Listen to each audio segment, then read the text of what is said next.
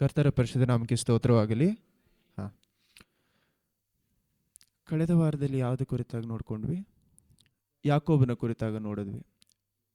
ಆದಿಕಾಂಡ 28ನೇ ಅಧ್ಯಾಯ 15ನೇ ವಾಕ್ಯ.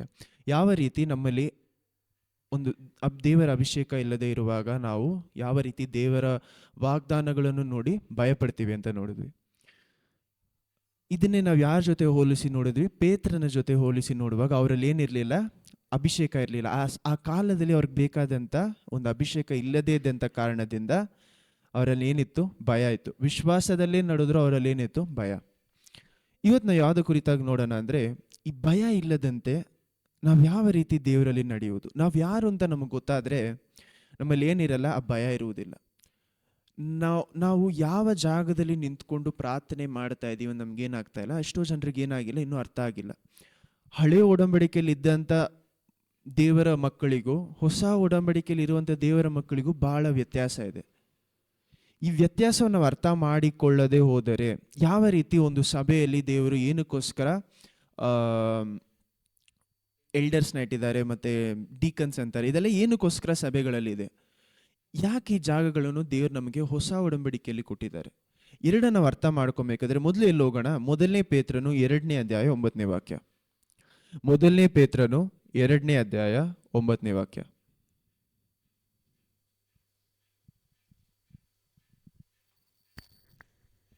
ಕರ್ತರ ಪರಿಶುದ್ಧ ನಾಮಕ್ಕೆ ಸ್ತೋತ್ರವಾಗಲಿ.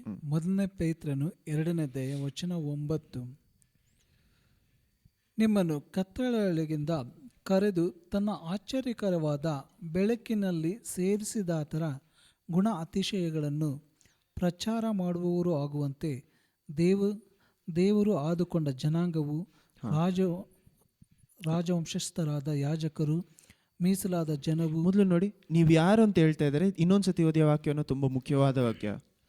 ನಿಮ್ಮನ್ನು ಕತ್ತಲೆಯೊಳಗಿಂದ ಕರೆದು, ನಿಮ್ಮನ್ನು ಕತ್ತಲೆ ಒಳಗಡೆಯಿಂದ ಆಚೆ ಕರೆದು ತನ್ನ ಆಶ್ಚರ್ಯಕರವಾದ ಬೆಳಕಿನಲ್ಲಿ. ನೋಡಿ, ನಿಮ್ಮನ್ನು ಕತ್ತಲೆ ಒಳಗಡೆನಿಂದ ಆಚೆ ಕರೆದು. ನಾವು ಇನ್ನು ಬೇರೆ ಎಲ್ಲಿ ನೋಡ್ತೀವಿ? ಎಫೆಷಿಯನ್ಸ್ 2ನೇ ಅಧ್ಯಾಯದಲ್ಲಿ ಏನು ಹೇಳ್ತಾ? ನೀವು ಸತ್ತೋಗಿರುವಂಥ ನಿಮ್ಮನ್ನು ದೇವರು ಏನು ಮಾಡ್ತಾ ಇದ್ದಾರಂತೆ? ತನ್ನ ಕೃಪೆಯಿಂದ ನಮ್ಮನ್ನ ಬದುಕಿಸ್ತಾ ಇದ್ದಾರೆ. ಇಲ್ಲಿ ಏನು ಹೇಳ್ತಾರೆ? ಕತ್ತಲೆ ಒಳಗಡೆಯಿಂದ ಬಿರಿ ಬೆಳಕಿನಲ್ಲಿ ಕರೆದಿಲ್ಲ, ತನ್ನ ಆಶ್ಚರ್ಯಕರವಾದ ಬೆಳಕಿನ ನಮ್ಮನ್ನು ಕರೆದು ತನ್ನ ಆಶ್ಚರ್ಯಕರವಾದ ಬೆಳಕಿನಲ್ಲಿ ಸೇರಿಸಿದಾತರ ಗುಣ ಅತಿಶಯಗಳನ್ನು ಪ್ರಚಾರ ಮಾಡುವವರು ಆಗುವಂತೆ ದೇವರು ಆದುಕೊಂಡ ಅವರ ಒಳ್ಳೆತನವನ್ನು ಪ್ರಚಾರ ಮಾಡುವಂತ ಜನರಾಗಿ ಆಗುವಂತೆ ದೇವರು ಆದುಕೊಂಡ ಜನಾಂಗವು. ದೇವರು ಆದುಕೊಂಡ. ನೋಡಿ, ಇದಕ್ಕೆ ಮುಂಚೆ ಯಾರನ್ನು ನೋಡಿ ಹೇಳ್ತಾರೆ? ಇಸ್ರೇಲ್ ಜನರನ್ನು ನೋಡಿ ಹೇಳ್ತಿದ್ದ ದೇವರು ಇವತ್ತು ನಮ್ಮನ್ನು ನೋಡಿ ಏನು ಹೇಳ್ತಾ ಇದ್ದಾರೆ? ಅದೇ ಮಾತನ್ನು ಏನಂತ? ದೇವರು ಆದಿಕೊಂಡಂತ ಜನಾಂಗವು ರಾಜವಂಶಸ್ಥರಾದ ಯಾಜಕರು. ನೋಡಿ, ರಾಜವಂಶ ಮೊದಲೇನು ಹೇಳ್ತಾ ಇದ್ದಾರೆ? ದೇವರು ಆದಿಕೊಂಡ ಜನಾಂಗವು ರಾಜವಂಶದಲ್ಲಿ ಇದ್ದಂತ ಏನಂತೆ? ಯಾಜಕರು, ಮೀಸಲಾದ ಜನವು, ಮೀಸಲಾದ ಒಬ್ರಿಗೋಸ್ಕರ ಸಪರೇಟ್ ಆಗಿರುವಂತ ಜನರು, ದೇವರ ಸ್ವಕೀಯ ಪ್ರಜೆಯೂ ಆಗಿದ್ದೀರಿ. ದೇವರ ಸ್ವಂತ ಪ್ರಜೆಯಾಗಿದ್ದೀರಿ. ಆಮೇನ್, ಹಲ್ಲೆಲೂಯಾ. ಈ ಒಂದೇ ವಾಕ್ಯವನ್ನು ನಾವು ಡಿವೈಡ್ ಮಾಡಿ ಓದಬೇಕಂದ್ರೆ ಅಷ್ಟು ವಿಷಯಗಳಿದೆ ಅದರಲ್ಲಿ. ದೇವರು ನಿಮ್ಮನ್ನು ನೋಡಿ, ಒಂದೊಂದು ಮನುಷ್ಯರನ್ನು ನೋಡಿ, ಹಂಗಂದ್ರೆ ಕ್ರೈಸ್ತರನ್ನು ದೇವರು ಅಂತ ತಿಳಿದುಕೊಂಡಿರುವಂಥ ಪ್ರತಿಯೊಂದು ಮನುಷ್ಯನನ್ನು ನೋಡಿ ಹೇಳುವಂಥ ವಾಕ್ಯ ಯಾವುದು? ಮೊದಲನೇ ಪೇತ್ರನು 2ನೇ ಅಧ್ಯಾಯ 9ನೇ ವಾಕ್ಯ. ನಾವು ಯಾರು ಕ್ರಿಸ್ತನಲ್ಲಿ ನಾವು ಯಾರು ಅಂತ ತಿಳಿದುಕೊಳ್ಳುವುದು ಯಾವಾಗ? ಮೊದಲನೇ ಪೇತ್ರನು 2ನೇ ಅಧ್ಯಾಯ 9ನೇ ವಾಕ್ಯ ನಮ್ಮ ಮನಸ್ಸಿನಲ್ಲಿ ಆಳವಾಗಿರುವಾಗ.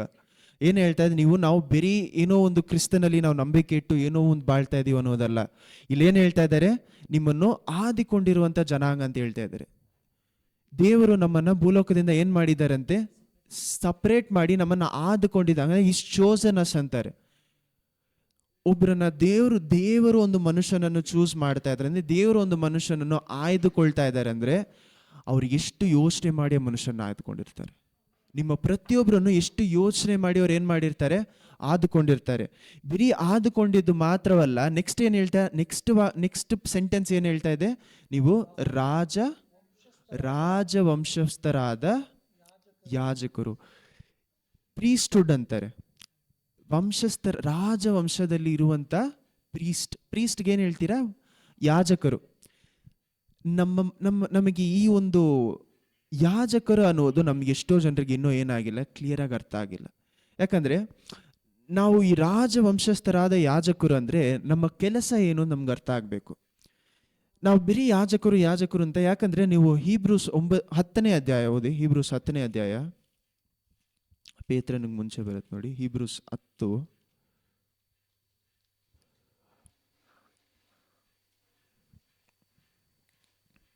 12ನೇ ವಾಕ್ಯ, 11ನೇ ವಾಕ್ಯದಿಂದ 11 ಕಂಟಿನ್ಯೂಸ್ ಆಗಿ ಓದಿ ಹೇಳ್ತೀನಿ. ಇಬ್ರಿಯರು ಬರೆದ ಪತ್ರಿಕೆ 10ನೇ ಅಧ್ಯಾಯ ವಚನ 11ರಿಂದ, ಇದಲ್ಲದೆ ಆ ಯಾಜಕರು ಎಲ್ಲರೂ ದಿನಾಲು ಸೇವೆ ಮಾಡುತ್ತಾ ಎಂದಿಗೂ ಪಾಪ ನಿವಾರಣೆ ಮಾಡಲಾರದಂಥ ಒಂದೇ ವಿಧವಾದ ಯಜ್ಞಗಳನ್ನು ಪದೇ ಪದೇ ಸಮರ್ಪಿಸುತ್ತಾ ನಿಂತುಕೊಂಡಿರುವರು. ಆದರೆ ಈ ಯಾಜಕನು ಪಾಪ ನಿವಾರಣೆಗೋಸ್ಕರ ನಿರಂತರವಾಗಿ ನಿಲ್ಲುವ ಒಂದೇ ಯಜ್ಞವನ್ನು ಸಮರ್ಪಿಸಿ ದೇವರ ಬಲಗಡೆಯಲ್ಲಿ ಕೂತುಕೊಂಡರು. ಅಂದಿನಿಂದ ತನ್ನ ವಿರೋಧಿಗಳು ತನ್ನ ಪಾದಪೀಠವಾಗಿ ಹಾಕಲ್ಪಡುವ ತನಕ ಅವರು ಕಾದಿರುವರು. ಪವಿತ್ರರಾಗುತ್ತಿರುವವರನ್ನು ಒಂದೇ ಸಮರ್ಪಣೆಯಿಂದ ನಿರಂತರವಾಗಿ ಸಿದ್ಧಿಗೆ ತಂದಿದ್ದಾರೆ ಅಷ್ಟೇ. ಪವಿತ್ರಾತ್ಮನು ಸಹ ನಮಗೆ ಸಾಕ್ಷಿ ಕೊಡುವವರಾಗಿ, ಆ ದಿನಗಳು ಬಂದ ಮೇಲೆ ನಾನು ಅವರ ಸಂಗಡ ಮಾಡಿಕೊಳ್ಳುವ ಒಡಂಬಡಿಕೆಯು ಹೀಗಿರುವುದು, ನನ್ನ ಆಜ್ಞೆಗಳನ್ನು ಅವರ ಹೃದಯದಲ್ಲಿ ಇಡುವೆನು, ಅವರ ಮನಸ್ಸಿನ ಮೇಲೆ ಅವುಗಳನ್ನು ಬರೆಯುವೆನು ಎಂದು ಕರ್ತರು ನುಡಿಯುತ್ತಾರೆ ಎಂಬುದಾಗಿ ಹೇಳಿದ ಮೇಲೆ, ಇನ್ನೂ ಅವರ ಪಾಪಗಳನ್ನು ಅವರ ದುಷ್ಕೃತ್ಯಗಳನ್ನು ನನ್ನ ನೆನಪಿಗೆ ಎಂದಿಗೂ ತರುವುದಿಲ್ಲ ಎಂದು ಹೇಳುತ್ತಾರೆ. ಪಾಪಗಳು ಪರಿಹಾರವಾದಲ್ಲಿ ಇನ್ನೂ ಅವುಗಳ ವಿಷಯದಲ್ಲಿ ಸಮರ್ಪಣೆ ಮಾಡುವುದು ಅವಶ್ಯವಿಲ್ಲ. ಆಮೇನ್. ಆಮೇನ್. ಇದುವರೆಗೂ ನೀವು ಓದಿದ್ದು ಯಾವ ರೀತಿ ಮೊದಲು ಇತ್ತು, ಯಾವ ರೀತಿ ಇವಾಗಿದೆ. ಹಳೆ ಒಡಂಬಡಿಕೆಯಲ್ಲಿ ಯಾವ ರೀತಿ ಜನರು ತಮ್ಮ ಏನು ಮಾಡ್ತಾ ಇದ್ರು, ದೇವರ ಬಳಿಯಲ್ಲಿ ಹೋಗ್ಬೇಕಾಗಿದ್ರೆ ಯಾವ ರೀತಿ ಜನರು ಡೈರೆಕ್ಟಾಗಿ ಏನು ಮಾಡೋಕ್ಕಾಗ್ತಿರ್ಲಿಲ್ಲ, ಹೋಗ್ತಿರ್ಲಿಲ್ಲ. ಜನರಲ್ಲೂ ಸಹ ಲೇವಿಯರು ಅಂತ ಇದ್ರು. ಲೇವಿಯರ ಒಳಗಡೆ ಯಾರಿದ್ರು? ಯಾಜಕರು. ಪ್ರೀಸ್ಟು ಲೀವೈಟ್ಸ್ ಅಂತ ಇದ್ರು. ಹೈ ಪ್ರೀಸ್ಟ್ ಇದ್ರು, ಯಾರು? ಮಹಾಯಾಜಕನು. ಅದಾದ್ಮೇಲೆ ಯಾಜಕರು ಇದ್ರು, ಅವ್ರ ಜೊತೆಯಲ್ಲಿ ಸೇವೆ ಮಾಡೋರು. ಯಾಜಕರ ಕೆಳಗಡೆ ಏನಿದ್ರು? ಲೇವಿಯರಿದ್ರು, ಅವ್ರಿಗೆ ಹೆಲ್ಪ್ ಮಾಡೋರು. ಲೇವಿಯರ ಅದು ಕೆಳಗಡೆ ಏನಾಗ್ತಿದ್ರು? ಇನ್ನೂ ಜನರು ಏನಿದ್ರು? ಜನರು ಇರ್ತಿದ್ರು. ಜನರು ಏನು ಮಾಡೋಕ್ಕಾಗ್ತಿರ್ಲಿಲ್ಲ, ದೇವರ ಆ ಒಂದು ಟೆಂಟ್ ಕೊಠಡಿ ಒಳಗಡೆ ಏನು ಮಾಡೋಕ್ಕಾಗ್ತಿರ್ಲಿಲ್ಲ, ಹೋಗೋಕ್ಕಾಗ್ತಿರ್ಲಿಲ್ಲ. ಯಾರು ಹೋಗ್ತಿದ್ರು? ವರ್ಷಕ್ಕೆ ಒಂದು ಸತಿ ಮಹಾಪರಿಶುದ್ಧವಾದ ಸ್ಥಳಕ್ಕೆ ಯಾರು ಹೋಗ್ತಿದ್ರು? ಒಂದೇ ಒಂದು ಯಾಜಕ. ಯಾವಾಗ? ವರ್ಷಕ್ಕೆ ಒಂದು ಸತಿ ಹೋಗ್ತಿದ್ದ ಒಂದೇ ಒಂದು ಯಾಜಕ. ಏನು ಮಾಡಬೇಕಿತ್ತು? ಅವ್ರು ಮಾತ್ರ ದೇವರ ಪ್ರಸನ್ನತೆ ಒಳಗಡೆ ಹೋಗಿ ಏನು ಮಾಡಬೇಕಾಗಿತ್ತು? ಜನರ ಪಾಪಕ್ಕೋಸ್ಕರ ಮೊದಲು ಏನು ಮಾಡಿದ್ರು? ತನ್ನ ಪಾಪಕ್ಕೋಸ್ಕರ ಕ್ಷಮೆ ಕೇಳಬೇಕಾಗಿತ್ತು, ಯಜ್ಞಗಳು ಕೊಡಬೇಕಾಗಿತ್ತು, ಮತ್ತೆ ಜನರ ಪಾಪಗಳಿಗೋಸ್ಕರ ಮಾಡಬೇಕಾಗಿತ್ತು. ಹಿಂಗಿದ್ದಂಥ ಒಂದು ವಿಷಯವನ್ನು ಪವಿತ್ರಾತ್ಮ, ಇದನ್ನೇ 15ನೇ ವಾಕ್ಯದಲ್ಲಿ ಏನು ಹೇಳ್ತಾ ಇದ್ದಾರೆ? ಪವಿತ್ರಾತ್ಮರು ನಮಗೇನಾಗಿದ್ದಾರಂತೆ? ಸಾಕ್ಷಿಯಾಗಿದ್ದಾರೆ. ಅವ್ರು ನಮ್ಮ ಜೊತೆ ಒಡಂಬಡಿಕೆ ಮಾಡ್ಕೊಂಡಿದೆ. ಏನು ಒಡಂಬಡಿಕೆ ಅಂತೆ? ಬರುವ ದಿವಸಗಳಲ್ಲಿ ನನ್ನ ವಾಕ್ಯವನ್ನು ಏನು ಮಾಡ್ತೀನಿ ಅಂತ ಅವರ ಹೃದಯದಲ್ಲಿ ಬರೆದು ಏನು ಮಾಡ್ತೀನಿ? ಅವರ ಮನಸ್ಸಿನಲ್ಲಿ ಬರೀತೀನಿ ಅಂತ ಇದ್ದಾರೆ. ನನ್ನ ಆಜ್ಞೆಗಳನ್ನು ಅವರ ಮನಸ್ಸಿನಲ್ಲಿ ಇಟ್ಟು ನನ್ನ ವಾಕ್ಯಗಳನ್ನು ಏನು ಮಾಡ್ತಾರಂತೆ? ಆಜ್ಞೆಗಳನ್ನು ನಮ್ಮ ಮೈಂಡಲ್ಲಿ ಬರೀತಾರಂತೆ. ಇದನ್ನು ಬರೆದ ಮೇಲೆ ನಾನು ಅವರ ಪಾಪಗಳನ್ನ ಏನು ಮಾಡಲ್ಲ, ಇನ್ಮೇಲೆ ಜ್ಞಾಪಕ ಇಟ್ಕೊಳ್ಳುವುದಿಲ್ಲ. ಮನುಷ್ಯರಿಗೂ ದೇವರಿಗೂ ಇರುವಂಥ ಒಂದೇ ವ್ಯತ್ಯಾಸ ಏನು ಗೊತ್ತಾ? ಮನುಷ್ಯರು ನಾವೇನು ಮಾಡ್ಬೋದು? ನಾವು ವಿಷಯಗಳನ್ನು ಏನು ಮಾಡ್ತೀವಿ? ಮರ್ತೋಗ್ತೀವಿ. ದೇವರು ಮರೆಯಕ್ಕೆ ಸಾಧ್ಯ ಇಲ್ಲ. ಆದರೆ ಅವ್ರು ಏನು ಮಾಡ್ತಾ ಇದ್ದಾರೆ? ನಮಗೋಸ್ಕರ ಅದನ್ನು ಯೋಚನೆ ಮಾಡದೆ ಬಿಡ್ತಾ ಇದ್ದಾರೆ. ಎರಡಕ್ಕೂ ವ್ಯತ್ಯಾಸ ಇದೆ. ಇಲ್ಲಿ ನೀವು ಇದನ್ನು ಇನ್ನೂ ಡೀಪಾಗಿ ಓದಬೇಕಾದ್ರೆ 17ನೇ ವಾಕ್ಯ ಇನ್ನೂ ಒಂದ್ಸತಿ ಓದಿ, ಆಮೇಲೆ ನಾನು ಹೇಳ್ತೀನಿ. ಅವರ ಪಾಪಗಳನ್ನು ಅವರ ದುಷ್ಕೃತ್ಯಗಳನ್ನು ನನ್ನ ನೆನಪಿಗೆ ಎಂದಿಗೂ ತರುವುದಿಲ್ಲ. ನನ್ನ ನೆನಪಿಗೆ ನಾನು ತರುವುದಿಲ್ಲ ಅಂತಾರೆ. ಮರೆತು ಹೋಗುವುದಕ್ಕೂ ನನ್ನ ನೆನಪಿಗೆ ತರುವುದಿಲ್ಲ ಅನ್ನೋದಕ್ಕೂ ವ್ಯತ್ಯಾಸ ಇದೆ. ನನಗೆ ಗೊತ್ತು ಇವರು ಇದೆಲ್ಲ ಮಾಡಿದ್ದಾರೆ, ಆದರೆ ನಾನು ಏನು ಮಾಡಲ್ಲ, ಅದನ್ನು ನಾನು ಜ್ಞಾಪಕ ಮಾಡಿಕೊಳ್ಳಲ್ಲ.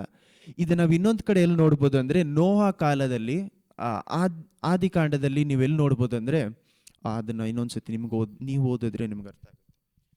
ಜೆನಿಸಿಸ್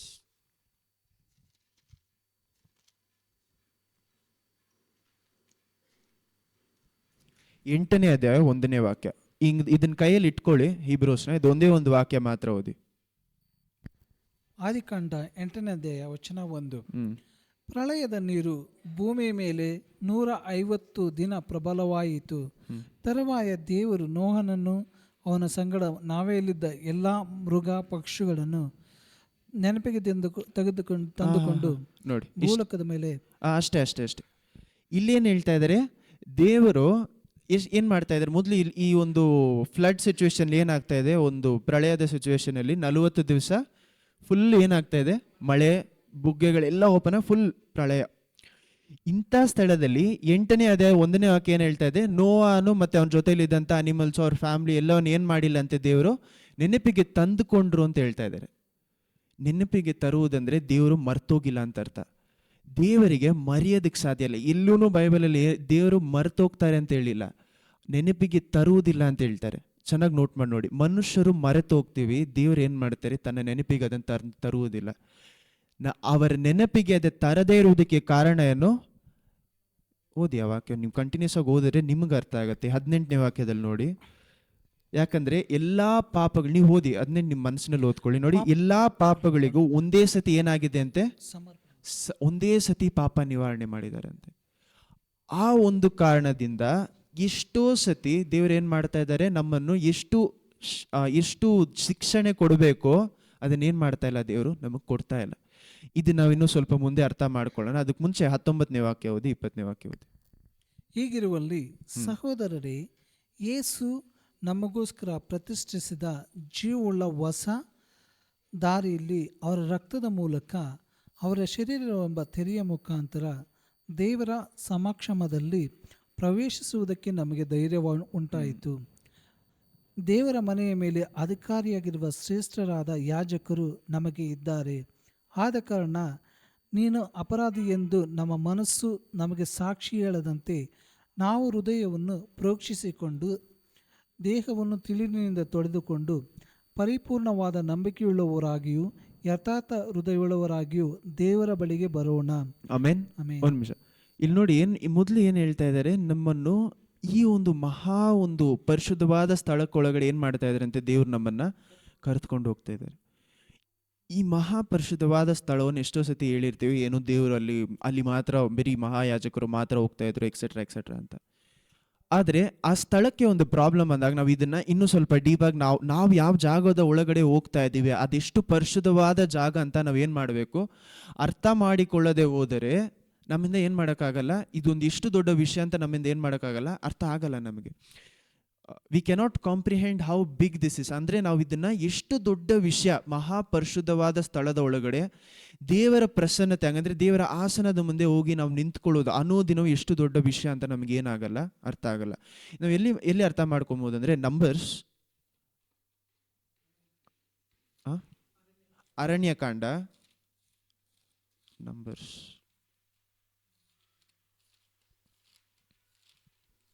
16 ನಂಬರ್ಸ್ 16ನೇ ಅಧ್ಯಾಯ, ಅರಣ್ಯಕಾಂಡ 16ನೇ ಅಧ್ಯಾಯ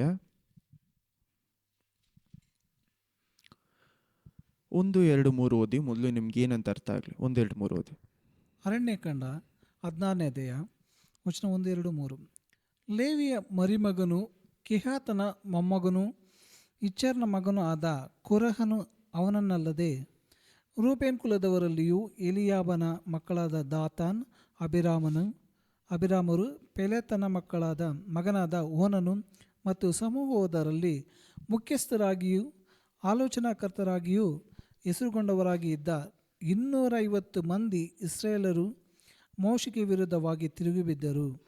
ಅವರು ಒಟ್ಟಾಗಿ ಕೂಡಿಕೊಂಡು ಮೋಶೆ ಆರೋನರ ಬಳಿಗೆ ಬಂದು ಅವರಿಗೆ, ನಿಮ್ಮಿಂದ ಸಾಕಾಯಿತು, ಈ ಸಮೂಹದವರಲ್ಲಿ ಪ್ರತಿಯೊಬ್ಬನು ದೇವರಿಗೆ ಪ್ರತಿಷ್ಠಿತನೇ, ಕರ್ತರು ಇವರೆಲ್ಲರ ಮಧ್ಯದಲ್ಲಿ ಇದ್ದಾರಲ್ಲವೇ? ಹೀಗಿರಲಾಗಿ ಕರ್ತರ ಸಮೂಹದವರಿಗಿಂತಲೂ ನಿಮ್ಮನ್ನು ನೀವೇ ಹೆಚ್ಚಿಸಿಕೊಳ್ಳುವುದೇನು ಎಂದು ಹೇಳಿದರು. ಮೋಶೆ ಈ ಮಾತನ್ನು ಕೇಳಿ ಅಡ್ಡಬಿದ್ದು ಕೊರಹನಿಗೂ ಅವನ ಎಲ್ಲ ಸಮೂಹದವರವರಿಗೂ, ತನ್ನವರು ಯಾರು ಎಂಬುದನ್ನು ಕರ್ತರು ನಾಳೆ ತಿಳಿಸುವರು. ಯಾರನ್ನು ಕರ್ತರು ಪ್ರತಿಷ್ಠಿಸಿದ್ದಾರೋ, ಯಾರನ್ನು ತಾನೇ ಆದುಕೊಂಡಿದ್ದಾರೋ ಅವರನ್ನು ಮಾತ್ರ ಅವರು ತನ್ನ ಹತ್ತಿರಕ್ಕೆ ಬರಗೊಳಿಸುವರು. ಸಾಕು. ಇಲ್ಲಿ ನಮಗೆ 3 ಇಂಪಾರ್ಟೆಂಟ್ ಆದ ಮನುಷ್ಯರು ಗೊತ್ತಾಗಬೇಕು. ಯಾರು? ಕೋರ, ಮತ್ತೆ ದಾತಾನ್, ಅಭಿರಾಮ್. ಈ 3 ಜನ ಏನ್ ಮಾಡ್ತಾ ಇದ್ದಾರೆ ಅಂದ್ರೆ ಆರೋನನಿಗೂ ಮೋಸೆಗೂ ವಿರೋಧವಾಗಿ ಏನ್ ಮಾಡ್ತಾ ಇದ್ದಾರೆ, ಎದ್ದು ನಿಂತ್ಕೊಳ್ತಾ ಇದ್ದಾರೆ. ಆರೋನನಿಗೂ ಮೋಸೆಗೂ ವಿರೋಧವಾಗಿ ಎದ್ದು ನಿಂತ್ಕೊಳ್ಳುವಂತ ಮನುಷ್ಯರಾಗಿರುವಂತ ಈ 3 ಜನ, ಅವ್ರ 3 ಜನ ಮಾತ್ರ ಅಲ್ಲ, ಅವರು ಅವರ ಸಂಪೂರ್ಣ ಕುಟುಂಬ, ಮತ್ತೆ ಅವರ ಜೊತೆ ಇನ್ನೂ 250 ಲೇವಿಯರು, 250 ಜನ. ಇವನಿಲ್ಲಿ ಮಾತಾಡ್ಬೇಕಾದ್ರೆ ಏನ್ ಹೇಳ್ತಾ ಇದ್ದಾರೆ ಅಂದ್ರೆ, ಇವ್ರು ಕೋರ ಅನ್ನುವಂಥ ಮನುಷ್ಯ ಏನ್ ಹೇಳ್ತಾ ಇದ್ದಾನೆ, ನೀವು ಈ ನಮ್ಮ ಕುಲಕ್ಕಿಂತ, ಹಂಗಂದ್ರೆ ಲೇವಿಯರಿಗಿಂತ ನೀವು ಯಾಕೆ ನಿಮ್ಮನ್ನು ನೀವು ಹೆಚ್ಚಿಸ್ಕೊಂಡು ಮಾತಾಡ್ತಾ ಇದ್ದೀರಾ ಅಂತ. ಅಂದ್ರೆ ನೀವು, ದೇವರು ನಮ್ಮನ್ನು ಸಹ ಏನ್ ಮಾಡಿದ್ದಾರೆ, ಆಯ್ದುಕೊಂಡಿದ್ದಾರೆ. ಇದು ನಮ್ಮ ಜೀವನಕ್ಕೆ ಯಾಕೆ ಇಷ್ಟು ಮುಖ್ಯ ಅಂದ್ರೆ, ನಿಮ್ಮ ಒಂದು ಸ್ಥಳಕ್ಕೆ ನಿಮಗೆ ವಿರೋಧವಾಗಿ ಎದ್ದು ನಿಂತ್ಕೊಳ್ಳುವಂಥ ಸ್ಥಳಗಳು ಯಾರಂದ್ರೆ, ನಿಮ್ಮ ವಿರೋಧವಾಗಿ ಎದ್ದು ನಿಂತ್ಕೊಳ್ಳುವಂಥ ಆತ್ಮಗಳು. ಮನುಷ್ಯರು ಮಾತ್ರ ಅಲ್ಲ, ಎಫೆಷಿಯನ್ಸ್ 6ನೇ ಅಧ್ಯಾಯದ ಪ್ರಕಾರ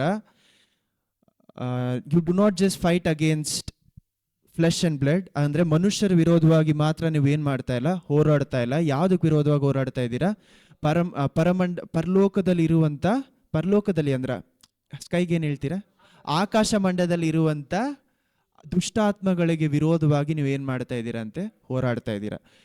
ಈ ವಾಕ್ಯ ಯಾಕಷ್ಟು ಮುಖ್ಯ ಅಂದ್ರೆ, ಫಸ್ಟು ಪಿಶಾಚಿ ಬಂದು ನಿಮ್ಮನ್ನು ಅಟ್ಯಾಕ್ ಮಾಡುವಾಗ, ನಿಮಗೆ ವಿರೋಧವಾಗಿ ಬರುವಾಗ ಮೊದಲು ಎಲ್ಲಿ ಬಂದು ಅಟ್ಯಾಕ್ ಮಾಡ್ತಾರೆ, ನಿಮ್ಮ ಪ್ರೀಸ್ಟ್ಹುಡ್ ಮೇಲೆ, ಅಂದ್ರೆ ನಿಮ್ಮ ಯಾಜಕ ಅನ್ನುವಂಥ ಒಂದು ಜಾಗದ ಮೇಲೆ ಏನಂತ ಹೇಳ್ತಾನೆ, ಅಟ್ಯಾಕ್ ಮಾಡಿ ನೋಡ್ತಾನೆ. ಇದನ್ನ ನೀವು ಕಂಟಿನ್ಯೂಸ್ ಆಗಿ ಓದಬೇಕಾದ್ರೆ, ಆಮೇಲೆ ಹೇಳ್ತೀನಿ ಇದು ಮುಂಚೆ, ಆದ್ರೆ 8ನೇ ವಾಕ್ಯ ಓದಿ, ನಿಮಗೆ ಮುಖ್ಯವಾದಂಥ ವಾಕ್ಯ 8 ಮತ್ತೆ 9.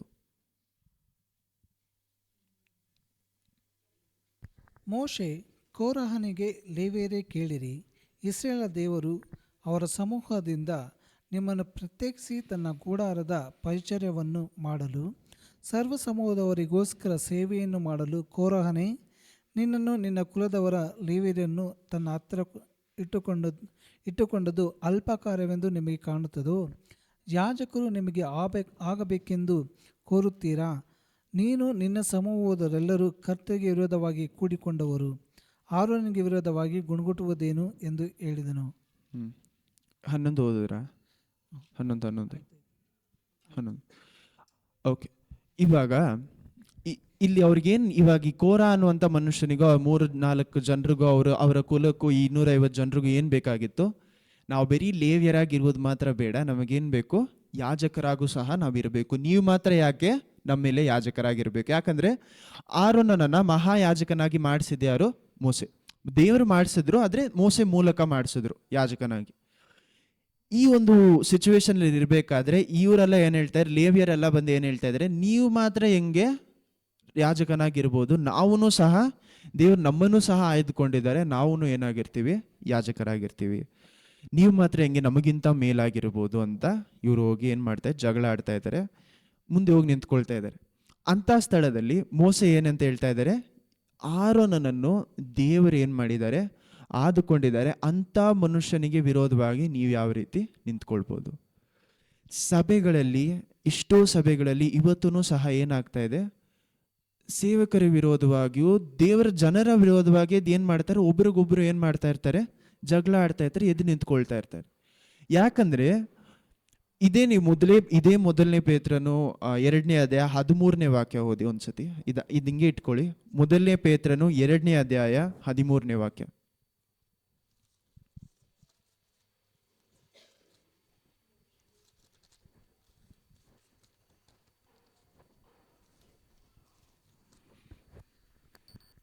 ಮೊದಲನೇ ಪೇತ್ರನು 2ನೇ ಅಧ್ಯಾಯ ವಚನ 13.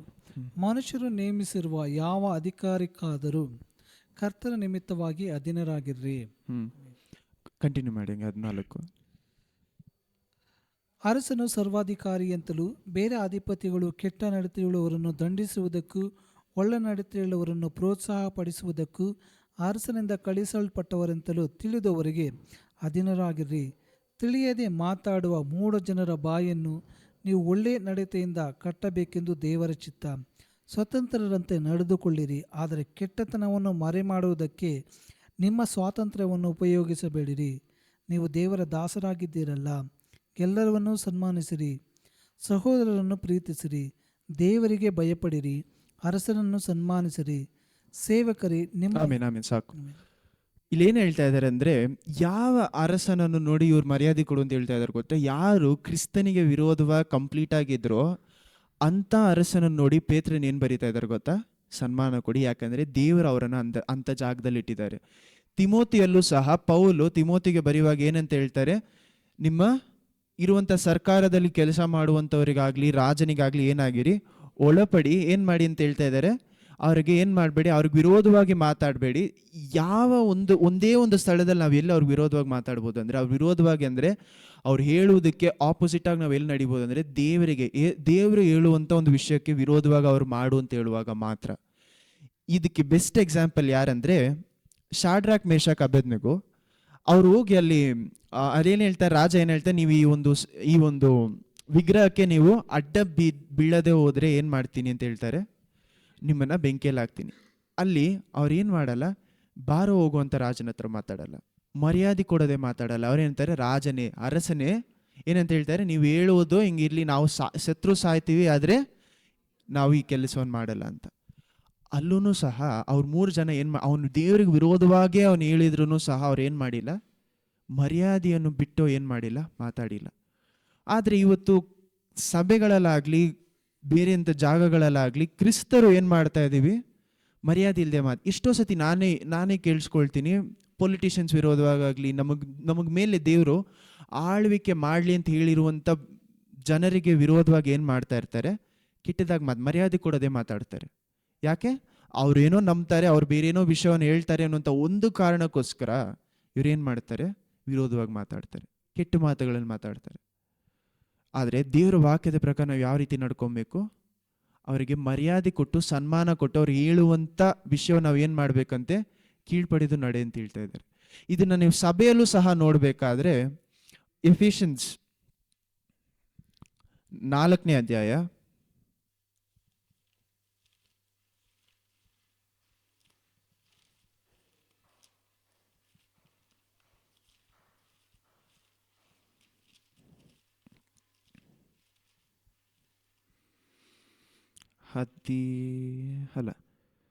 7ನೇ ವಾಕ್ಯದಿಂದ ಓದಿ. ಎಫಿಷಿಯನ್ಸ್ 4:7ನೇ ವಾಕ್ಯದಿಂದ. ಎಫಿಷಿಯನ್ಸ್ 4ನೇ ವಚನ 7ರಿಂದ. ಆದರೆ ಕ್ರಿಸ್ತರು ನಮ್ಮಲ್ಲಿ ಒಬ್ಬೊಬ್ಬರಿಗೆ ಅನುಗ್ರಹಿಸಿದ ಪ್ರಕಾರವೇ ಅವನವನಿಗೆ ಕೃಪಾವರವು ದೊರಕಿದೆ.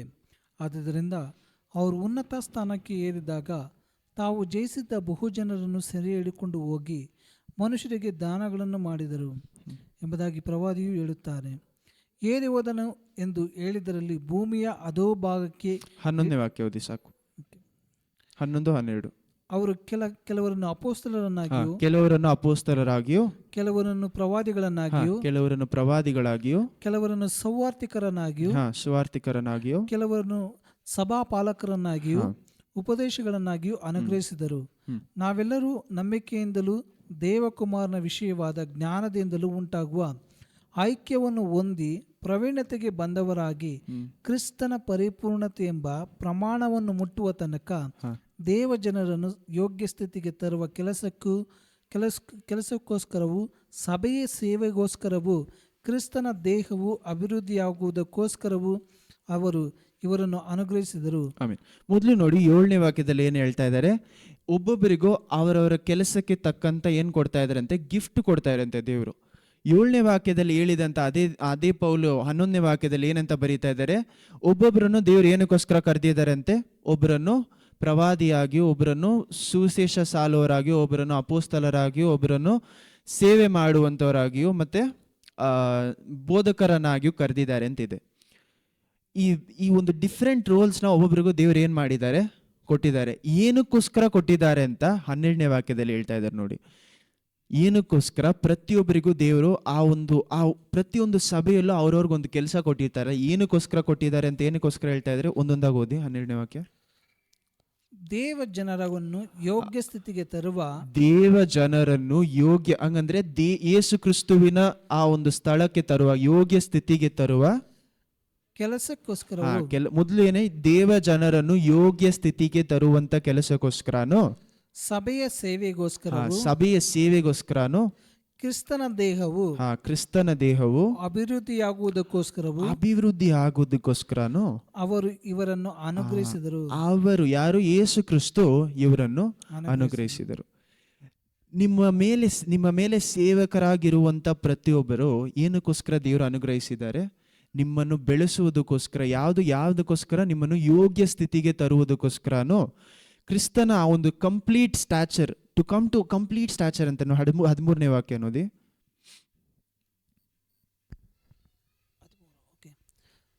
ಅದು ಮೇಲೆ ಕೆಳಗಡೆ. 13 ಹಂಗೆ ಓದಿ. ನಾವೆಲ್ಲರೂ ನಂಬಿಕೆಯಿಂದಲೂ ದೇವಕುಮಾರನ ವಿಷಯವಾದ ಜ್ಞಾನದಿಂದಲೂ ದೇವಕುಮಾರನ ವಿಷಯವಾದ ವಿಶ್ವಾಸದಲ್ಲಿಯೂ ದೇವಕುಮಾರನ ವಿಷಯವಾದ ಜ್ಞಾನದಲ್ಲಿಯೂ ಉಂಟಾಗುವ ಐಕ್ಯವನ್ನು ಹೊಂದಿ ಪ್ರವೀಣತೆಗೆ ಬಂದವರಾಗಿ ಕ್ರಿಸ್ತನ ಪರಿಪೂರ್ಣತೆ ಎಂಬ ಪ್ರಮಾಣವನ್ನು ಮುಟ್ಟುವ ತನಕ ದೇವಜನರನ್ನು ಯೋಗ್ಯ ಸ್ಥಿತಿಗೋಸ್ಕರ. ಆಮೆನ್. ಆರೋನನ ಕಾಲದಲ್ಲಿ ದೇವರು ಆರೋನನಿಗೆ ಈ ಕೆಲಸವನ್ನು ಕೊಟ್ಟಿದ್ದಕ್ಕೆ ಕಾರಣ ಏನು? ಆ ಒಂದು ಸ್ಥಳದಲ್ಲಿ ಪಾಪ ಕ್ಷಮಾಪಣೆ ಬೇಕಾಗಿತ್ತು. ಆ ಜನರಿಗೆ ದೇವರ ಹತ್ರ ಇಂದ ಅವರನ್ನು ದೂರ ಮಾಡ್ತಿದ್ದಂಥ ವಿಷಯ ಯಾವುದು? ಪಾಪ. ಈ ಒಂದು ಪಾಪವನ್ನು ಆ ಪಾಪದಲ್ಲಿ ಇವರು ಅಳಿದು ಹೋಗ್ಬಾರ್ದು ಅಂತ ಒಂದು ಕಾರಣದಿಂದ ಆರೋನನಿಗೆ ದೇವರು ಏನ್ ಮಾಡಿದ್ರು? ಆ ಒಂದು ಸ್ಥಳವನ್ನು ಕೊಟ್ಟಿದ್ರು. ಆದ್ರೆ ಈ ಜನ ಏನ್ ಮಾಡ್ತಾ ಇದಾರೆ? ಆರೋನನಿಗೆ ವಿರೋಧವಾಗಿ ಏನ್ ಮಾಡ್ತಾ ಇದಾರೆ? ಎದ್ದು ನಿಂತ್ಕೊಳ್ತಾ ಇದಾರೆ. ಯಾರು? ಈ ಲೇಬಿಯರು, ನಮಗೆ ಈ ಜಾಗ ಬೇಕು ಅಂತ. ಇದನ್ನ ನಮ್ಮ ಜೀವನದಲ್ಲಿ ನಾವು ನೋಡ್ಬೇಕಾದ್ರೆ ನಾವೇನ್ ಮಾಡ್ತೀವಿ? ಎಷ್ಟೋ ಕಡೆಯಲ್ಲಿ ಸೇವಕರ ವಿರೋಧವಾಗಿ ಏನ್ ಮಾಡ್ತೀವಿ? ಸೇವಕರು ಅಂದ್ರೆ ಬರೀ ಸೇವೆ ಮಾಡೋರು ಮಾತ್ರ ಅಲ್ಲ, ಸಭೆಯಲ್ಲಿ ಇರುವಂತ ಪ್ರತಿಯೊಬ್ರು ಸಹ ಏನಾಗ್ತದೆ? ಏನೋ ಒಂದು ಸೇವೆ ಮಾಡ್ತಾ ಇದೀವಿ. ಈ ಸಭೆಯಲ್ಲಿ ಇರುವಂತ ಪ್ರತಿಯೊಬ್ರು ಒಂದೊಂದು ಸೇವೆ ಮಾಡ್ತಾ ಇರ್ಬೇಕಾದ್ರೆ ಏನ್ ಮಾಡ್ತಾರೆ? ಒಬ್ರಿಗೆ ಒಬ್ರು ವಿರೋಧವಾಗಿ ಏನ್ ಮಾಡ್ತಾರೆ? ಮಾತಾಡ್ತಾರೆ. ಈ ಮಾತನಾಡುವಾಗ ದೇವರು ನಮಗೆ ಕೊಟ್ಟಿರುವಂತ ಕೆಲಸವನ್ನು ನಾವೇನ್ ಮಾಡೋಕ್ಕಾಗಲ್ಲ, ಸಂಪೂರ್ಣಗೊಳಿಸಕ್ ಸಾಧ್ಯವಿಲ್ಲ. ನಮ್ಮ ಮಾತುಗಳು ಸಹ ಗಲಾಶನ್ಸ್ 6:1 ಪ್ರಕಾರ ಏನ್ ಮಾಡ್ಬೇಕಂತೆ? ಒಬ್ರು ತಪ್ಪಲ್ಲಿ ನಾವು ಕಂಡಿಡಿದ್ರೆ ಏನ್ ಮಾಡ್ಬೇಕಂದ್ರೆ ಅವರನ್ನ ಸಪ್ರೇಟ್ ಆಗಿ ಹೋಗಿ ಏನ್ ಮಾಡ್ಬೇಕಂತೆ? ಮೊದಲು ಸರಿಪಡಿಸ್ಬೇಕು. ಇದನ್ನ ಬೇರೆ ನಾವು ಇವಾಗ ನಮ್ಮ ಸಭೆಗಳಲ್ಲಿ ಏನಾಗಿದೆ ಅಂತೆ? ಪಾಸ್ಟರ್, ಎಲ್ಡರ್ಸ್ ಎಲ್ಲ ಸಪ್ರೇಟ್ ಮಾಡಿದ್ದೀವಿ. ಆದರೆ ಹೊಸ ಒಡಂಬಡಿಕೆಯ ಪ್ರಕಾರ, ದೇವರ ವಾಕ್ಯದ ಪ್ರಕಾರ ಮೇಲೆ ಬರುವುದು ಯಾವುದಂದ್ರೆ ಮೊದಲು ಅಪೋಸ್ತಲರು, ಆಮೇಲೆ ಪ್ರವಾದಿಗಳಾದ ಮೇಲೆ ಎಲ್ಡರ್ಸ್ ಅನ್ನುವಂಥ ಪದವಿಯನ್ನೇ ಪಾಸ್ಟರು ಮತ್ತೆ ಇದೆಲ್ಲವನ್ನು ಏನ್ ಮಾಡ್ತಾ ಇದ್ದಾರೆ? ಒಂದೇ ಜಾಗದಲ್ಲಿ ಇಡ್ತಾರೆ. ಇದನ್ನ ನಾವು ಅರ್ಥ ಮಾಡ್ಕೊಬೇಕಂದ್ರೆ 1 ತಿಮೋತಿ 3ನೇ ಅಧ್ಯಾಯ ಇಟ್ಕೊಳ್ಳಿ. 1 ತಿಮೋತಿ 3ನೇ ಅಧ್ಯಾಯ ನಿಮ್ಮ ಮನೇಲಿ ಓದ್ಕೊಳ್ಬೋದು. 3ನೇ ಅಧ್ಯಾಯದಲ್ಲಿ 1-13 ಇದನ್ನ ಕುರಿತಾಗಿ ಮಾತಾಡ್ತಾ ಇದ್ದಾರೆ. 2 ವಿಧವಾದ ಜನರಿರ್ತಾರೆ. ಒಂದೇ ಒಂದು ವಾಕ್ಯ ಮಾತ್ರ ಓದಿ. 3:1 ಫಸ್ಟ್ ವರ್ಡ್ಸ್ ಮಾತ್ರ ಓದಿ ಸಾಕು. 1 ತಿಮೋತಿಯು 3ನೇ ಅಧ್ಯಾಯ ವಚನ 1ರಿಂದ ಸಮಾಧ್ಯಕ್ಷನ ಉದ್ಯೋಗವನ್ನು ಪಡೆದುಕೊಳ್ಳಬೇಕೆಂದಿರುವವನು ಒಳ್ಳೆ ಕೆಲಸವನ್ನು ಅಪೇಕ್ಷಿಸುವವನಾಗಿದ್ದಾನೆಂಬ ಮಾತು ನಂಬತಕ್ಕದಾಗಿದೆ. ಸಭಾ ಅಧ್ಯಕ್ಷರು ಏನು? ಸಭಾ ಅಧ್ಯಕ್ಷರಂದ್ರೆ ಸಭೆಯನ್ನು ನಡೆಸುವವರು. ಆ ಕೆಲಸವನ್ನು ಮಾಡುವವರು ಯಾವ ರೀತಿ ಇರ್ಬೇಕಂತೆ? 2ನೇ ವಾಕ್ಯದಲ್ಲಿ ನೋಡಿ. ಸಭಾ ಅಧ್ಯಕ್ಷನು ದೋಷ ಆರೋಪಣೆ ಇಲ್ಲದವನು, ಏಕಪತ್ನಿಯುಳ್ಳವನು, ಶಾಂತನು, ಮದ್ಯ ಆಸಕ್ತಿ ಇಲ್ಲದವನು, ಜಿತೇಂದ್ರಿಯನು, ಮಾನಸ್ಥನು, ಅತಿಥಿ ಸತ್ಕಾರ ಮಾಡುವವನು, ಬೋಧಿಸುವುದರಲ್ಲಿ ಪ್ರವೀಣನೂ ಆಗಿರಬೇಕು. ಅವನು ಕುಡಿದು ಜಗಳ ಆಡುವವನು, ಒಡೆದಾಡುವವನು ಆಗಿರಬಾರದು. ಸಾತ್ವಿಕನು, ಕುತರ್ಕ ಮಾಡದವನು, ದ್ರವ್ಯ ಆಶೆಯಿಲ್ಲದವನು ಆಗಿರಬೇಕು. ಪೂರ್ಣ ಗೌರವದಿಂದ ತನ್ನ ಮಕ್ಕಳನ್ನು ಅಧೀನದಲ್ಲಿ ಇಟ್ಟುಕೊಂಡು ಸ್ವಂತ ಮನೆಯವರನ್ನು ಚೆನ್ನಾಗಿ ಆಳುವವನು ಆಗಿರಬೇಕು. ಸ್ವಂತ ಮನೆಯವರನ್ನು ಆಳುವುದಕ್ಕೆ ತಿಳಿಯದವನು ದೇವರ ಸಭೆಯನ್ನು ಹೇಗೆ ಪರಾಂಬರಿಸುವನು? ಅವನು ಹೊಸದಾಗಿ ಸಭೆಯಲ್ಲಿ ಸೇರಿದವನೂ ಆಗಿ ಇರಬಾರದು. ಅಂಥವನಾದರೆ ಉಬ್ಬಿಕೊಂಡು ಸೈತಾನನಿಗೆ ಪ್ರಾಪ್ತವಾದ ಶಿಕ್ಷೆ ವಿಧಿಗೆ ಒಳಗಾದನು. ಇದಲ್ಲದೆ ಅವನು ಹೊರಗಣವರಿಂದ ಒಳ್ಳೆಯವನೆನಿಸಿಕೊಂಡು ಇರಬೇಕು, ಇಲ್ಲದಿದ್ದರೆ ನಿಂದೆಗೆ ಗುರಿಯಾಗುವನು. ಸಾಕು. ನಾನು ಏನಕ್ಕೋಸ್ಕರ ಇದನ್ನ ಇಷ್ಟು ಪರ್ಟಿಕ್ಯುಲರ್ ಆಗಿ ಓದಿಸ್ತಾ ಇದ್ದೀನಿ ಗೊತ್ತಾ? ನಿಮ್ಮ ಸಭಾ ಅಧ್ಯಕ್ಷರು ಯಾವ ರೀತಿ ಇರಬೇಕು ಅಂತ ನೀವೇನು ಮಾಡಬೇಕು? ಚೆಕ್ ಮಾಡೋದು ಬೇರೆ ಯಾರ ಕೈಗಳಲ್ಲಿದೆ. ಯಾಕಂದರೆ ಅವ್ರು ಹೇಳುವಂಥ ಮಾತುಗಳನ್ನು ಕೇಳಿ ನಡೆಯುವಂಥವ್ರು ಯಾರಾಗಿರ್ತೀರ? ನೀವಾಗಿರ್ತೀರ. ನೀವು ಆ ರೀತಿ ಕೇಳಿ ನಡೆಯುವಾಗ ನೀವು ಬರೀ ಅವ್ರು ಹೇಳುವಂಥ ಮಾತುಗಳನ್ನು ಕೇಳಿ ನಿಮ್ಮ ಜೀವನವನ್ನು ಮಾತ್ರ ನಡೆಸ್ತಾ ಇಲ್ಲ. ನಿಮ್ಮ ನಿತ್ಯ ಜೀವನ ಯಾರ ಕೈಯಲ್ಲಿ ಕೊಡ್ತಾ ಇದ್ದೀರಾ? ಯೇಸು ಕ್ರಿಸ್ತುವ ಕೈಯಲ್ಲಿ ಇದೆ. ಆದರೆ ಆ ಜಾಗದಲ್ಲಿ ಇದ್ದು ನಿಮ್ಮನ್ನು ಬೆಳೆಸುವುದು ಯಾರ ಕೆಲಸ? ಸಭಾ ಅಧ್ಯಕ್ಷರ ಕೆಲಸ.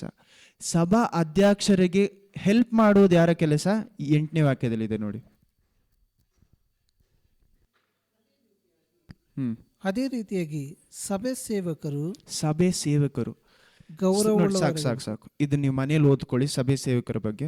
ಆದ್ರೆ ಈ ಸಭಾ ಅಧ್ಯಕ್ಷರು ಸಭೆ ಸೇವಕರು. ಸಭಾ ಅಧ್ಯಕ್ಷರು ಬೇರೆ ಯಾರಲ್ಲ, ಎಲ್ಡರ್ಸ್ ಅಂತೀವಲ್ಲ, ಅವರ ಹೊಸ ಒಡಂಬಡಿಕೆಯಲ್ಲಿ ಅಪೋಸ್ತಲರು ಪೌಲ್ ಬರೆಯುವಾಗ ಯಾರ ಕುರಿತಾಗಿ ಮಾತಾಡ್ತಾರೆ? ಎಲ್ಡರ್ಸ್, ಪಾಸ್ಟರ್ಸ್, ಅಂದ್ರೆ ಸೇವಕರು, ಎಲ್ಡರ್ಸ್, ಪಾಸ್ಟರ್ಸ್ ಎಲ್ಲ ಒಂದೇ ಕ್ಯಾಟಗರಿ ಏನಾಗಿತ್ತು? ಸಭಾ ಅಧ್ಯಕ್ಷರು, ಸಭೆಯನ್ನು ನಡೆಸುವವರು. ಇವರ ಕೆಲಸ, ಮೇನ್ ಕೆಲಸ ಏನಾಗಿತ್ತು? ಆತ್ಮಿಕ ರೀತಿಯಲ್ಲಿ ನಿಮ್ಮನ್ನು ಬೆಳೆಸುವುದು ಮತ್ತೆ ಸಭೆಯನ್ನು ನೋಡಿಕೊಳ್ಳುವುದು. ಸಂಪೂರ್ಣವಾಗಿ ಶೆಪರ್ಡ್ ಅಂತೀವಲ್ಲ, ಕುರುಬ ಅಂತ ಹೇಳ್ತೀವಲ್ಲ, ಆ ಒಂದು ಪೊಸಿಷನ್ಗೆ ಏನಂತ ಕೇಳ್ತಾ ಇದ್ರು? ಸಭಾ ಅಧ್ಯಕ್ಷರು. ವಾಕ್ಯವನ್ನು ಕಲಿಸುವುದಾಗ್ಲಿ, ವಾಕ್ಯವನ್ನು ನಿಮ್ಮನ್ನು ನಡೆಸುವುದಾಗ್ಲಿ ಯಾರ ಕೆಲಸ? ಸಭಾ ಅಧ್ಯಕ್ಷರ ಕೆಲಸ. ಆ ರೀತಿ ಒಂದು ಮನುಷ್ಯ ಇರಬೇಕಂದ್ರೆ ಇದೆಲ್ಲ ಅವರಲ್ಲಿ ಏನಿರಬೇಕು ಅಂತ ಹೇಳ್ತಾ ಇದ್ದಾರೆ? ಕ್ಯಾರೆಕ್ಟರಿಸ್ಟಿಕ್ಸ್ ಇರಬೇಕು, ಇದೆಲ್ಲ ಅವರ ಗುಣಾದಿಶಗಳಿರಬೇಕು ಅಂತ. ನಾವು ಸಹ ನಮ್ಮ ಸಭಾ ಅಧ್ಯಕ್ಷರು ನಾವು ಚೂಸ್ ಮಾಡ್ಕೊಳ್ಳುವಾಗ ಏನು ಮಾಡಬೇಕು? ಏನಾಗಿರ್ಬೇಕು? ಯಾವೊಂದು ಸಭೆಗೆ ಹೋಗ್ತಾ ಇದ್ರು ಏನಾಗಿರ್ಬೇಕು? ನಮ್ಮಲ್ಲಿ ಜ್ಞಾನ ಇರಬೇಕು. ಅವ್ರು ಇದೆಲ್ಲವನ್ನು ಫಾಲೋ ಮಾಡ್ತಾ ಇದ್ದಾರಾ?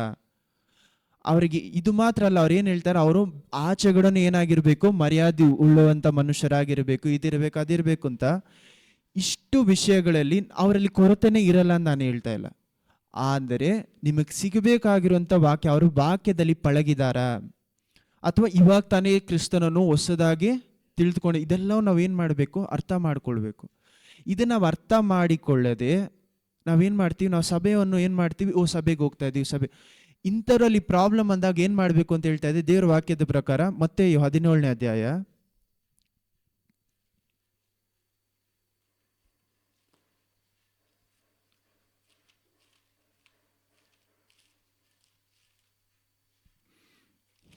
17 ಬೇಡ, 18 ಓದಿ. 17 ಓದ್ರೆ ತುಂಬ ಟೈಮ್ ತಗೊಳುತ್ತೆ. 18 ಮತ್ತೆ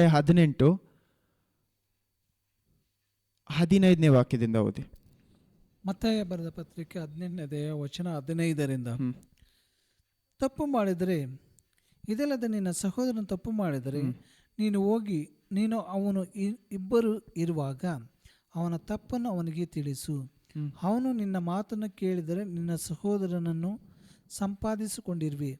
ಅವನು ಕೇಳದೆ ನೋಡಿ, ಮೊದಲು ಏನು ಹೇಳ್ತಾ ಇದ್ದಾರೆ? ಏನು ಮಾಡು ಅಂತ? ಒಬ್ಬನಲ್ಲಿ ನೀನು ತಪ್ಪು ಕಂಡಿಡಿದ್ರೆ ಮೊದಲು ಏನು ಮಾಡಬೇಕಂತೆ? ಅವನ ಜೊತೆ ಸಪ್ರೇಟ್ ಆಗಿ. ಇದು ಸಭೆಯಲ್ಲಿ ಯಾರಿಗೆ ಇದ್ರು, ಯಾರ ಜೊತೆ ನಿಮಗೆ ಪ್ರಾಬ್ಲಮ್ ಅಂದ್ರು ಏನು ಮಾಡಬೇಕು? ಮೊದಲು ಸಪ್ರೇಟ್ ಆಗಿ ಹೋಗಿ ಮಾತಾಡಬೇಕು ಅವ್ರ ಜೊತೆ. ಏನಂತ? ಇದೆ ಸಭೆಯಲ್ಲಿ ಇರುವಂತ ಸಭಾ ಅಧ್ಯಕ್ಷರಾಗಿರ್ಲಿ ಅಥವಾ ಸಭೆಯಲ್ಲಿ ಇರುವಂತ ಸಭೆ ಸೇವಕರಾಗಿರ್ಲಿ, ಎಲ್ಲರ ಜೊತೆ ನಾವು ಏನು ಮಾಡಬೇಕು, ಯಾವ ರೀತಿ ಮಾತಾಡಬೇಕು ಅಂತ ಏನು ಮಾಡ್ತಾರೆ? ಯೇಸು ಕ್ರಿಸ್ತ ನಮಗೆ ಕಲಿಸ್ತಾ ಇದ್ದಾರೆ. ನಾವು ಅರ್ಥ ಮಾಡಿಕೊಳ್ಳದೆ ನಾವೇನು ಮಾಡ್ತೀವಿ? ಎಲ್ಲ ವಿಷಯಗಳನ್ನು ಎಲ್ಲ ಜಾಗದಲ್ಲೂ ಮಾಡ್ತೀವಿ. ಫಸ್ಟ್ ಏನು ಹೇಳ್ತಾ ಇದ್ದಾರೆ? ಅವ್ರ ಜೊತೆ ಮೊದಲು ನೀವು ಸಪ್ರೇಟಾಗಿ ಮೀಟ್ ಮಾಡಿ, ಇಲ್ಲದೆ ಹೋದರೆ 2-3 ಕಂಟಿನ್ಯೂ ಮಾಡಿ, 2-3 ಜನ ಸಾಕ್ಷಿಗಳಾಗಿ ಇಟ್ಕೊಂಡು ಮಾತಾಡಿ ಅಂತಿದೆ ನೋಡಿ. ಅವನು ಕೇಳದೆ ಹೋದರೆ 2-3 ಸಾಕ್ಷಿಗಳ ಬಾಯಿಂದ ಪ್ರತಿಯೊಂದು ಮಾತು ಸ್ಥಾಪನೆ ಆಗುವ ಹಾಗೆ ಇನ್ನು ಒಬ್ಬಿಬ್ಬರನ್ನು ನಿನ್ನ ಸಂಗಡ ಕರೆಕೊಂಡು ಹೋಗು. ಅವನು ಅವರ ಮಾತನ್ನು ಕೇಳದೆ ಹೋದರೆ ಸಭೆಗೆ ಹೇಳು. ಆದ್ರೆ ಸಭೆಯ ಮಾತನ್ನು ಕೇಳದೆ ಹೋದ್ರೆ, ಸಭೆಯ ಮಾತನ್ನು ಸಹ ಕೇಳದೆ ಹೋದ್ರೆ ಅವನು ನಿನಗೆ ಅಜ್ಞಾನಿಯಂತೆಯೂ ಭ್ರಷ್ಟನಂತೆಯೂ ಇರಲಿ. ಈ ಅಜ್ಞಾನಿಯಂತೆಯೂ ಭ್ರಷ್ಟನಂತೆಯೂ ಇರಲಿ ಅಂದ್ರೆ ನಾವೆಲ್ಲರೂ ಸೇರಿ ಹೇಳಿನೂ ಅವರು ತನ್ನ ನಡತೆಯನ್ನು ಚೇಂಜ್ ಮಾಡ್ಕೊಂಡಿಲ್ಲ ಅಂದ್ರೆ ಅವ್ರನ್ನ ಸುಂಕದವನಾಗೆ ಅಂದ್ರೆ ಅದಕ್ಕೇನು ಅರ್ಥ ಗೊತ್ತಾ? ಅವರನ್ನು ಪ್ರೀತಿಯಿಂದ ನೀವು ನೋಡ್ಬೋದು, ಆದರೆ ಅವರು ನಿಮ್ಮ ಜನರಾಗಿ ನೀವೇನು ಮಾಡಬಾರ್ದು? ನೋಡಬಾರ್ದು. ಪ್ರೀತಿಯಿಂದ ನೋಡುವುದಕ್ಕೂ ಒಂದು ಮನುಷ್ಯನನ್ನ ನಮ್ಮ ಜನರಾಗಿ ನೋಡುವುದಕ್ಕೂ ನಮ್ಮ ಜನರಾಗಿ ನೋಡುವುದಂದ್ರೆ, ಒಬ್ಬನು ಕ್ರಿಸ್ತನಲ್ಲಿದ್ದರೆ ಇದೆಲ್ಲೋ ನಾವು ಮಾಡ್ತಾ ಇರೋದಕ್ಕೆ ಕಾರಣ ಏನು? ಅವ್ರ ಮನಸ್ಸು ಏನಾಗಬೇಕು? ಚೇಂಜ್ ಆಗಬೇಕು, ಅವ್ರ ಮನಸ್ಸಾಂತರ ಬರಬೇಕು ಅಂತ. ಈ ಮನಸ್ಸಾಂತರ ಅವರಲ್ಲಿ ಬರ್ತಾ ಇಲ್ಲ. ನಾವು ಎಲ್ಲಿ ಮೊದಲು ಏನು ಮಾಡ್ತಾ ಇದ್ರಿ? ಒಂಟಿತನದಲ್ಲಿ ಹೋಗಿ ಮಾತಾಡ್ತಾ ಇದ್ವಿ, ಅದಾದ್ಮೇಲೆ 2-3 ಜನ ವಿಟ್ನೆಸ್ ಇಟ್ಕೊಂಡು ಹೋಗ್ತಾ ಇದ್ದೇವೆ. ಅದು ಇಲ್ಲದೆ ನೆಕ್ಸ್ಟು ಸಭೆ ಮುಂದೆನೂ ಹೋಗಿ ಮಾತಾಡಿ, ಇದೆಲ್ಲವೂ ಆಗಿಯೋ ಅವರಲ್ಲಿ ಮನಸ್ಸಾಂತರ ಬರ್ತಾ ಇಲ್ಲ, ಅವರ ನಡತೆಯನ್ನು ಅವ್ರು ಚೇಂಜ್ ಮಾಡ್ಕೊಳ್ತಾ ಇಲ್ಲ ಅಂದರೆ ಅವರನ್ನು ನಾವು ಯಾವ ರೀತಿ ನೋಡ್ಬೇಕಂತೆ? ನಾವು ಅವ್ರನ್ನ ಪ್ರೀತಿಯಿಂದ ನೋಡ್ತಾ ಇದ್ದೀವಿ, ಆದರೆ ಏನು ಮಾಡ್ತಾ ಇಲ್ಲ ಅವರ ಜೊತೆ ನಾವೇನು ಮಾಡ್ತಾ? ದೇವ್ರು ಇದನ್ನೇ ಏನು ಹೇಳ್ತಾ ಇದ್ದಾರೆ? ಅವರ ಜೊತೆಯಲ್ಲಿ ನಾವೇನು ನಮ್ಮ ನಂಬಿಕೆಯನ್ನು ಹಾಕಿ ಅವ್ರು ಹೇಳುವಂಥ ಮಾತುಗಳು ನಾವು ಕೇಳಲ್ಲ ಅಂತ ಅರ್ಥ. ಅದು ನಮ್ಮ ನಿತ್ಯ ಜೀವ ಯಾರ ಕೈಯಲ್ಲಿದೆ? ಬರೀ ದೇವರ ಕೈಯಲ್ಲಿದೆ. ಆದರೆ ಆ ವಾಕ್ಯಗಳು ನಮ್ಮನ್ನು ಬೆಳೆಸ್ತಾ ಇರೋದು ಆ ನಿತ್ಯ ಜೀವ. ಹಂಗಂದ್ರೆ ದೇವರು ಇಳಿದು ಬರುವಂಥ, ಯೇಸು ಕ್ರಿಸ್ತ ಇಳಿದು ಬರುವಂಥ ದಿನದವರೆಗೂ ನಮ್ಮನ್ನು ನಡೆಸ್ತಾ ಇರೋದು ಯಾರು? ಯೇಸು ಕ್ರಿಸ್ತು ದೇವರು ಏನಾಗಿದೆ, ಸಭೆಗೆ ತಲೆಯಾಗಿದ್ದಾರೆ. ಆದರೆ ಯಾರ ಕೈಗಳು ನಮ್ಮನ್ನು ಒಪ್ಪಿಸಿದ್ದಾರೆ? ನಮ್ಮ ಸಭೆ ಸೇವಕರ ಕೈಗಳು. ಸೊ ನಮ್ಮ ಸಭೆ ಸೇವಕರನ್ನು ಸಹ, ಯಾಕಂದರೆ ಎಲ್ಲ ಮನುಷ್ಯರು ಏನು ಮಾಡ್ತಾ ಇರ್ತೀವಿ, ತಪ್ಪು ನಾನು ಸಹ ವಾಕ್ಯದಲ್ಲಿ ತಪ್ಪು ಮಾಡ್ಬೋದು. ಹಂಗಿರ್ಬೇಕಾದ್ರೆ ನಾವೇನು ಮಾಡಬೇಕು? ಒಬ್ರನ್ನೊಬ್ರು ಏನು ಮಾಡಬೇಕು? ಸರಿಪಡಿಸುವಂಥ ಮನುಷ್ಯರಾಗಿ ಮಾರ್ಪಡಬೇಕು. ನಾವು ಈ ರೀತಿ ಸರಿಪಡಿಸದೇ ಇರುವಾಗ ಏನಾಗ್ತಾ ಇದೆ? ವಾಕ್ಯದಲ್ಲಿ ನಾವು ಬೆಳೀತಾ ಇಲ್ಲ. ಎಷ್ಟೋ ಜನ ಏನು ಮಾಡ್ತೀವಿ, ವಾಕ್ಯದಲ್ಲಿ ಬೆಳೆಯದೇ ಇದ್ರೂ ಅಲ್ಲ ದೇವ್ರು ಹೇಳಿದ್ರು, ದೇವ್ರ ವಾಕ್ಯದಲ್ಲಿ ನಾವು ಏನು ಮಾಡಬಾರ್ದು? ಸೇವಕರು ವಿರೋಧವಾಗಿ ಎದ್ದು ನಿಂತ್ಕೊಳ್ಬಾರ್ದು. ಆರೋನನಿಗೆ ವಿರೋಧವಾಗಿ ಎದ್ದು ನಿಂತ್ಕೊಳ್ಳುವಂಥ ಕೋರ ಮತ್ತು ಆ ಜನರಿಗೆ ಏನಾಗುತ್ತೆ? ಮೋಸ ಏನಂತ ಹೇಳ್ತಾರೆ? ಇದೇ ದೇವರು, ನೀವು ನಿಜವಾಗ್ಲೂ ನಾನು ಆ ರೀತಿ ತಪ್ಪು ಮಾಡಿದರೆ ದೇವ್ರು ನನ್ನನ್ನು ಶಿಕ್ಷೆ ಕೊಡಲಿ, ಅಥವಾ ನೀವು ತಪ್ಪು ಮಾಡಿದರೆ ಏನಾಗುತ್ತೆ? ಆ ನೆಲನೇ ಓಪನ್ ಆಗಿ ಏನಾಗಲಿ ಅಂತ ಹೇಳಿದ್ರು, ಮುಳುಗೋಗ್ಲಿ ಅಂತ. ಅವರ ಕುಟುಂಬ ಎಲ್ಲ ಜನರು ಏನಾಗ್ತಾರೆ ಅಲ್ಲಿ? ಎಲ್ಲರೂ ಒಳಗಡೆ ಮುಳುಗಿ ಹೋಗ್ತಾರೆ. ನೀವು ಇದನ್ನು ಮನೇಲಿ ಹೋಗಿ ಓದಿ ನೋಡಿ. ಕೋರ ಮತ್ತು ಆ ಒಂದು ಇಬ್ರಾಹಿಂ ಮತ್ತು ದಾತಾನ್ ಅವರ ಸಂಪೂರ್ಣ ಕುಲಾನೇ ಏನಾಗ್ಬಿಡುತ್ತೆ? ನಾಶ ಆಗ್ತಾರೆ. ಯಾವ ರೀತಿ ಓಪನ್ ಆಗತ್ತಂತೆ? ಅವ್ರ ಕೆಳಗಡೆ ಇದ್ದಂಥ ನೆಲ ಏನಾಗುತ್ತೆ? ಅಲ್ಲಿ ಒಂದು ಪದವನ್ನು ಯೂಸ್ ಮಾಡ್ತಾರೆ. ಏನು ಪದ ಗೊತ್ತಾ? ಅವರು ಇಲ್ಲಿ ಜೀವಂತವಾಗಿದ್ದಂಥವ್ರು ಡೈರೆಕ್ಟಾಗಿ ಏನಾಗ್ತಾ ಇದ್ದಾರಂತೆ? ನರಕಕ್ಕೆ ಹೋಗ್ತಾ ಇದ್ದಾರಂತೆ. ಡೈರೆಕ್ಟಾಗಿ ಸತ್ತೋಗಿಲ್ಲ, ಡೈರೆಕ್ಟಾಗಿ ನರಕದೊಳಗಡೆ ಇಳಿತಾರೆ ಅಂತ ವಾಕ್ಯ ಇದೆ ಅಲ್ಲಿ. ಏನಕ್ಕೋಸ್ಕರ? ದೇವರು ಕೊಟ್ಟಂಥ ಜಾಗಕ್ಕೆ ವಿರೋಧವಾಗಿ ಬಂದಿಂದ ಒಂದು ಕಾರಣದಿಂದ. ನಾವು ನಮ್ಮ ವಾಕ್ಯಗಳಲ್ಲೂ ಸಹ ನಿಮ್ಮ ಕೋಪದಲ್ಲಿ ಪಾಪ ಮಾಡದೇ ಇರಿ ಅಂತ ಎಫೆಸಿಯನ್ಸ್ 4ನೇ ಅಧ್ಯಾಯದಲ್ಲಿ ಹೇಳ್ತಾರೆ. ಇದೇ ಎಫೆಸಿಯನ್ಸ್ 4ರಲ್ಲಿ ಏನು ಹೇಳ್ತಾರೆ? ನಿಮ್ಮ ಕೋಪದಲ್ಲಿ ನೀವೇನು ಮಾಡಬೇಡಿ, ಪಾಪ ಮಾಡಿ ಪವಿತ್ರಾತ್ಮರನ್ನು ಏನು ಮಾಡಬೇಡಿ, ದುಃಖ ಪಡಿಸದೇ ಇರಿ ಅಂತ. ಇದನ್ನು ನೀವು ಅರ್ಥ ಮಾಡ್ಕೊಳ್ಳೋದು ಏನಕ್ಕೋಸ್ಕರ ಅಂದರೆ, ಇದೇ ನಂಬರ್ಸ್ 13ನೇ ಅಧ್ಯಾಯದಲ್ಲಾಗಲಿ 12ನೇ ಅಧ್ಯಾಯದಾಗಲಿ ಅಲ್ಲೂ ಏನಾಗತ್ತಂದರೆ, ಇದನ್ನು ನೀವು ಮನೇಲಿ ಹೋಗೋದಿ, ಆಮೇಲೆ ಓದ್ಕೊಳ್ಳಿ. ಮಿರಿಯಂ ಮತ್ತು ಆರೋನನ್ನು ಸಹ ಏನು ಮಾಡ್ತಾರೆ? ಮೋಸೆಗೆ ವಿರೋಧವಾಗಿ ಮಾತಾಡ್ತಾರೆ. ಏನಂತ ಮಾತಾಡ್ತಾರೆ ಗೊತ್ತಾ? ನೀನು ಮಾತ್ರ ಯಾವ ರೀತಿ ನಮ್ಮ ಜೊತೆನೂ ಸಹ ದೇವ್ರು ಮಾತಾಡ್ತಾರಲ್ಲ, ಮತ್ತೆ ಏನಕ್ಕೋಸ್ಕರ? ನಿನ್ನ ಜೊತೆ ಮಾತ್ರ ದೇವ್ರು ಮಾತಾಡೋ ರೀತಿಯಲ್ಲಿ ಏನಕ್ಕೋಸ್ಕರ ಅಂತ ಆ ರೀತಿ ಒಂದು ವಿಷಯವನ್ನು ನಡೆಯುವಾಗ ಅವ್ರ ಮನಸ್ಸಿನಲ್ಲಿ ಅಂದ್ಕೊಂಡಿದ್ದನ್ನು ದೇವ್ರು ಏನು ಮಾಡ್ತಾರೆ? ಕೇಳಿಸ್ಕೊಳ್ತಾರೆ. ಕೇಳಿಸ್ಕೊಂಡು ಏನು ಮಾಡ್ತಾರೆ ಗೊತ್ತಾ? ಅಲ್ಲಿ ಇಳಿದು ಬಂದು ಮಿರಿಯಂನ ಏನು ಮಾಡ್ತಾರೆ ಗೊತ್ತಾ? ಮಿರಿಯಂ ಕೈಗಳಿಗೆ ಏನಾಗ್ಬಿಡುತ್ತೆ?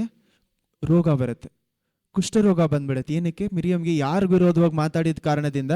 ಮೋಸೆ ವಿರೋಧವಾಗಿ. ನಿಮ್ಮ ಸೇವಕರನ್ನು ನೀವು ಯಾವ ರೀತಿ ಹೋಗಿ ಮಾತಾಡ್ತೀರಾ ಅನ್ನೋದು ಸಹ ಮುಖ್ಯ. ಅವ್ರು ತಪ್ಪೇ ಮಾಡಿದ್ರು ಸಹ, ಸೇವಕರು ಮಾತ್ರ ಅಲ್ಲ, ಸಭೆ ಪಾಲಕರಾಗಿರ್ಲಿ, ನಿಮ್ಮ ಜೊತೆಯಲ್ಲಿ ಇರುವಂಥವ್ರು. ಯಾಕಂದ್ರೆ ನಿಮ್ಮ ಜೊತೆಯಲ್ಲಿರುವಂಥ ಬಿಲಿಯರ್, ಹಂಗಂದ್ರೆ ನಿಮ್ಮ ಜೊತೆಯಲ್ಲಿರುವಂಥ ವಿಶ್ವಾಸಿನೂ ಸಹ ಇವಾಗ ಏನಾಗಿದ್ದಾರೆ? 1ನೇ ಪೇತ್ರನ ಪ್ರಕಾರ ರಾಜವಂಶದವರಾಗಿ ನಾವು ಯಾಜಕರಾಗಿದ್ದೀವಂತೆ. ನಾವು ಎಷ್ಟೋ ಜನ ಇನ್ನೂ ಸಹ ಎಷ್ಟೋ ವಿಷಯಗಳಿಂದ ಆಚೆ ಬರದೇ ಇರುವುದಕ್ಕೆ ಕಾರಣ ಏನು? ನಮ್ಮಲ್ಲಿ ಜೊತೆಯಲ್ಲಿರುವಂಥ ವಿಶ್ವಾಸಿಗಳ ವಿರೋಧವಾಗಿ ಏನೇ ಇದೆ? ಹಾಗೇತನ ಇದೆ. ನಮ್ಮಲ್ಲಿ ಹಾಗೇತನ ಇರುವವರೆಗೂ ದೇವರು ನಮ್ಮನ್ನು ಏನು ಮಾಡೋಕ್ಕಾಗಲ್ಲ? ಆಶೀರ್ವದಿಸಕ್ಕೆ ಸಾಧ್ಯ ಇಲ್ಲ. ನಾವು ಮನಸ್ಸಲ್ಲಿ ನಿಂತ್ಕೊಂಡು ಆಚೆಗಡೆ ಮಾತನಾಡುವಂಥ ಜನರಾಗಿದ್ದರೆ ನಾವೇನಾಗ್ತೀವಿ? ನಮಗೆ ವಿರೋಧವಾಗಿ ನಮ್ಮ ಆಶೀರ್ವಾದವನ್ನು ನಾವೇನು ಮಾಡ್ತಾ ಇದ್ದೀವಿ? ತಡೆ ಮಾಡ್ತಾ ಇದ್ದೀವಿ. ನಾವು ಒಂದು ಸಭೆಯಲ್ಲಿ ಹೋಗಿ ಕುಳಿತುಕೊಳ್ತಾ ಇದ್ದೀವಿ ಅಂದರೆ ನಮ್ಮ ಕೆಲಸವನ್ನು ಮಾತ್ರ ನೋಡುವುದಲ್ಲ, ಬೇರೆಯವ್ರನ್ನೂ ಸಹ ಏನು ಮಾಡಬೇಕು? ಆತ್ಮದಲ್ಲಿ ಯಾವ ರೀತಿ ಬೆಳೆಸ್ಬೇಕು ಅನ್ನೋದನ್ನು ನಾವೇನು ಮಾಡಬೇಕು? ನೋಡಬೇಕು. ಯಾಕಂದರೆ ನಾವು ಇಬ್ಬರೇ ಹೋಗಿ ಒಂದು ಮನೆಯಲ್ಲಿ ಜಗಳ ಆಡೋದಕ್ಕೂ ನಾವು ಎಲ್ಲರೂ ಸೇರಿ ಒಂದು ಪಿಶಾಚ್ ವಿರೋಧವಾಗಿ ಜಗಳ ಆಡೋದಕ್ಕೂ ವ್ಯತ್ಯಾಸ ಇದೆ. ನಮ್ಮ ಸಭೆಗಳಲ್ಲಿ ಮಿಸ್ ಆಗ್ತಾ ಇರುವಂಥ ವಿಷಯನೂ ಎಲ್ಲರೂ ಸೇರಿ ಏನು ಮಾಡ್ತಾ ಇಲ್ಲ? ಪಿಶಾಚ್ ವಿರೋಧವಾಗಿ ಹೋರಾಡುವಂಥ ಜನರಾಗಿಲ್ಲ. ನಾವು ಎಷ್ಟು ಜನ ನಿಜವಾಗ್ಲೂ ಸಭೆಗೋಸ್ಕರ ಹತ್ತು ಪ್ರಾರ್ಥನೆ ಮಾಡ್ತಾ ಇದ್ದೀವಿ, ದೇವರೇ ನಿಮ್ಮ ಸಭೆಯಲ್ಲಿ ನಾವು ನಿಮ್ಮ ಆತ್ಮವನ್ನು ನೋಡಬೇಕು. ಯಾಕಂದರೆ ನಮ್ಮೆಲ್ಲ ಪ್ರಾರ್ಥನೆಗಳು ಯಾವ ರೀತಿ ಇದೆ? ನನಗೂ ನನ್ನ ಕುಟುಂಬ ನನಗೂ ಅಂತ ಮಾತ್ರ ಏನಾಗ್ತಾ ಇದೆ? ನಮ್ಮ ಪ್ರಾರ್ಥನೆಗಳು ಮಾರ್ಪಡ್ತಾ ಇದೆ. ಇದೆಲ್ಲವನ್ನು ಹೇಳೋದಕ್ಕೆ ಕಾರಣ ನಾವು ಇವಾಗ ಎಲ್ಲಿ ಯಾವ ಜಾಗದಲ್ಲಿ ಹೋಗಿ ನಿಂತ್ಕೊಳ್ತಾ ಇದ್ದೀವಿ? ಮಹಾಪರಿಶುದ್ಧವಾದಂಥ ಸ್ಥಳದಲ್ಲಿ. ಇದೇ ನೀವು ಇದನ್ನು ಮಾತ್ರ ಅರಣ್ಯಕಾಂಡ 17ನೇ ಅಧ್ಯಾಯ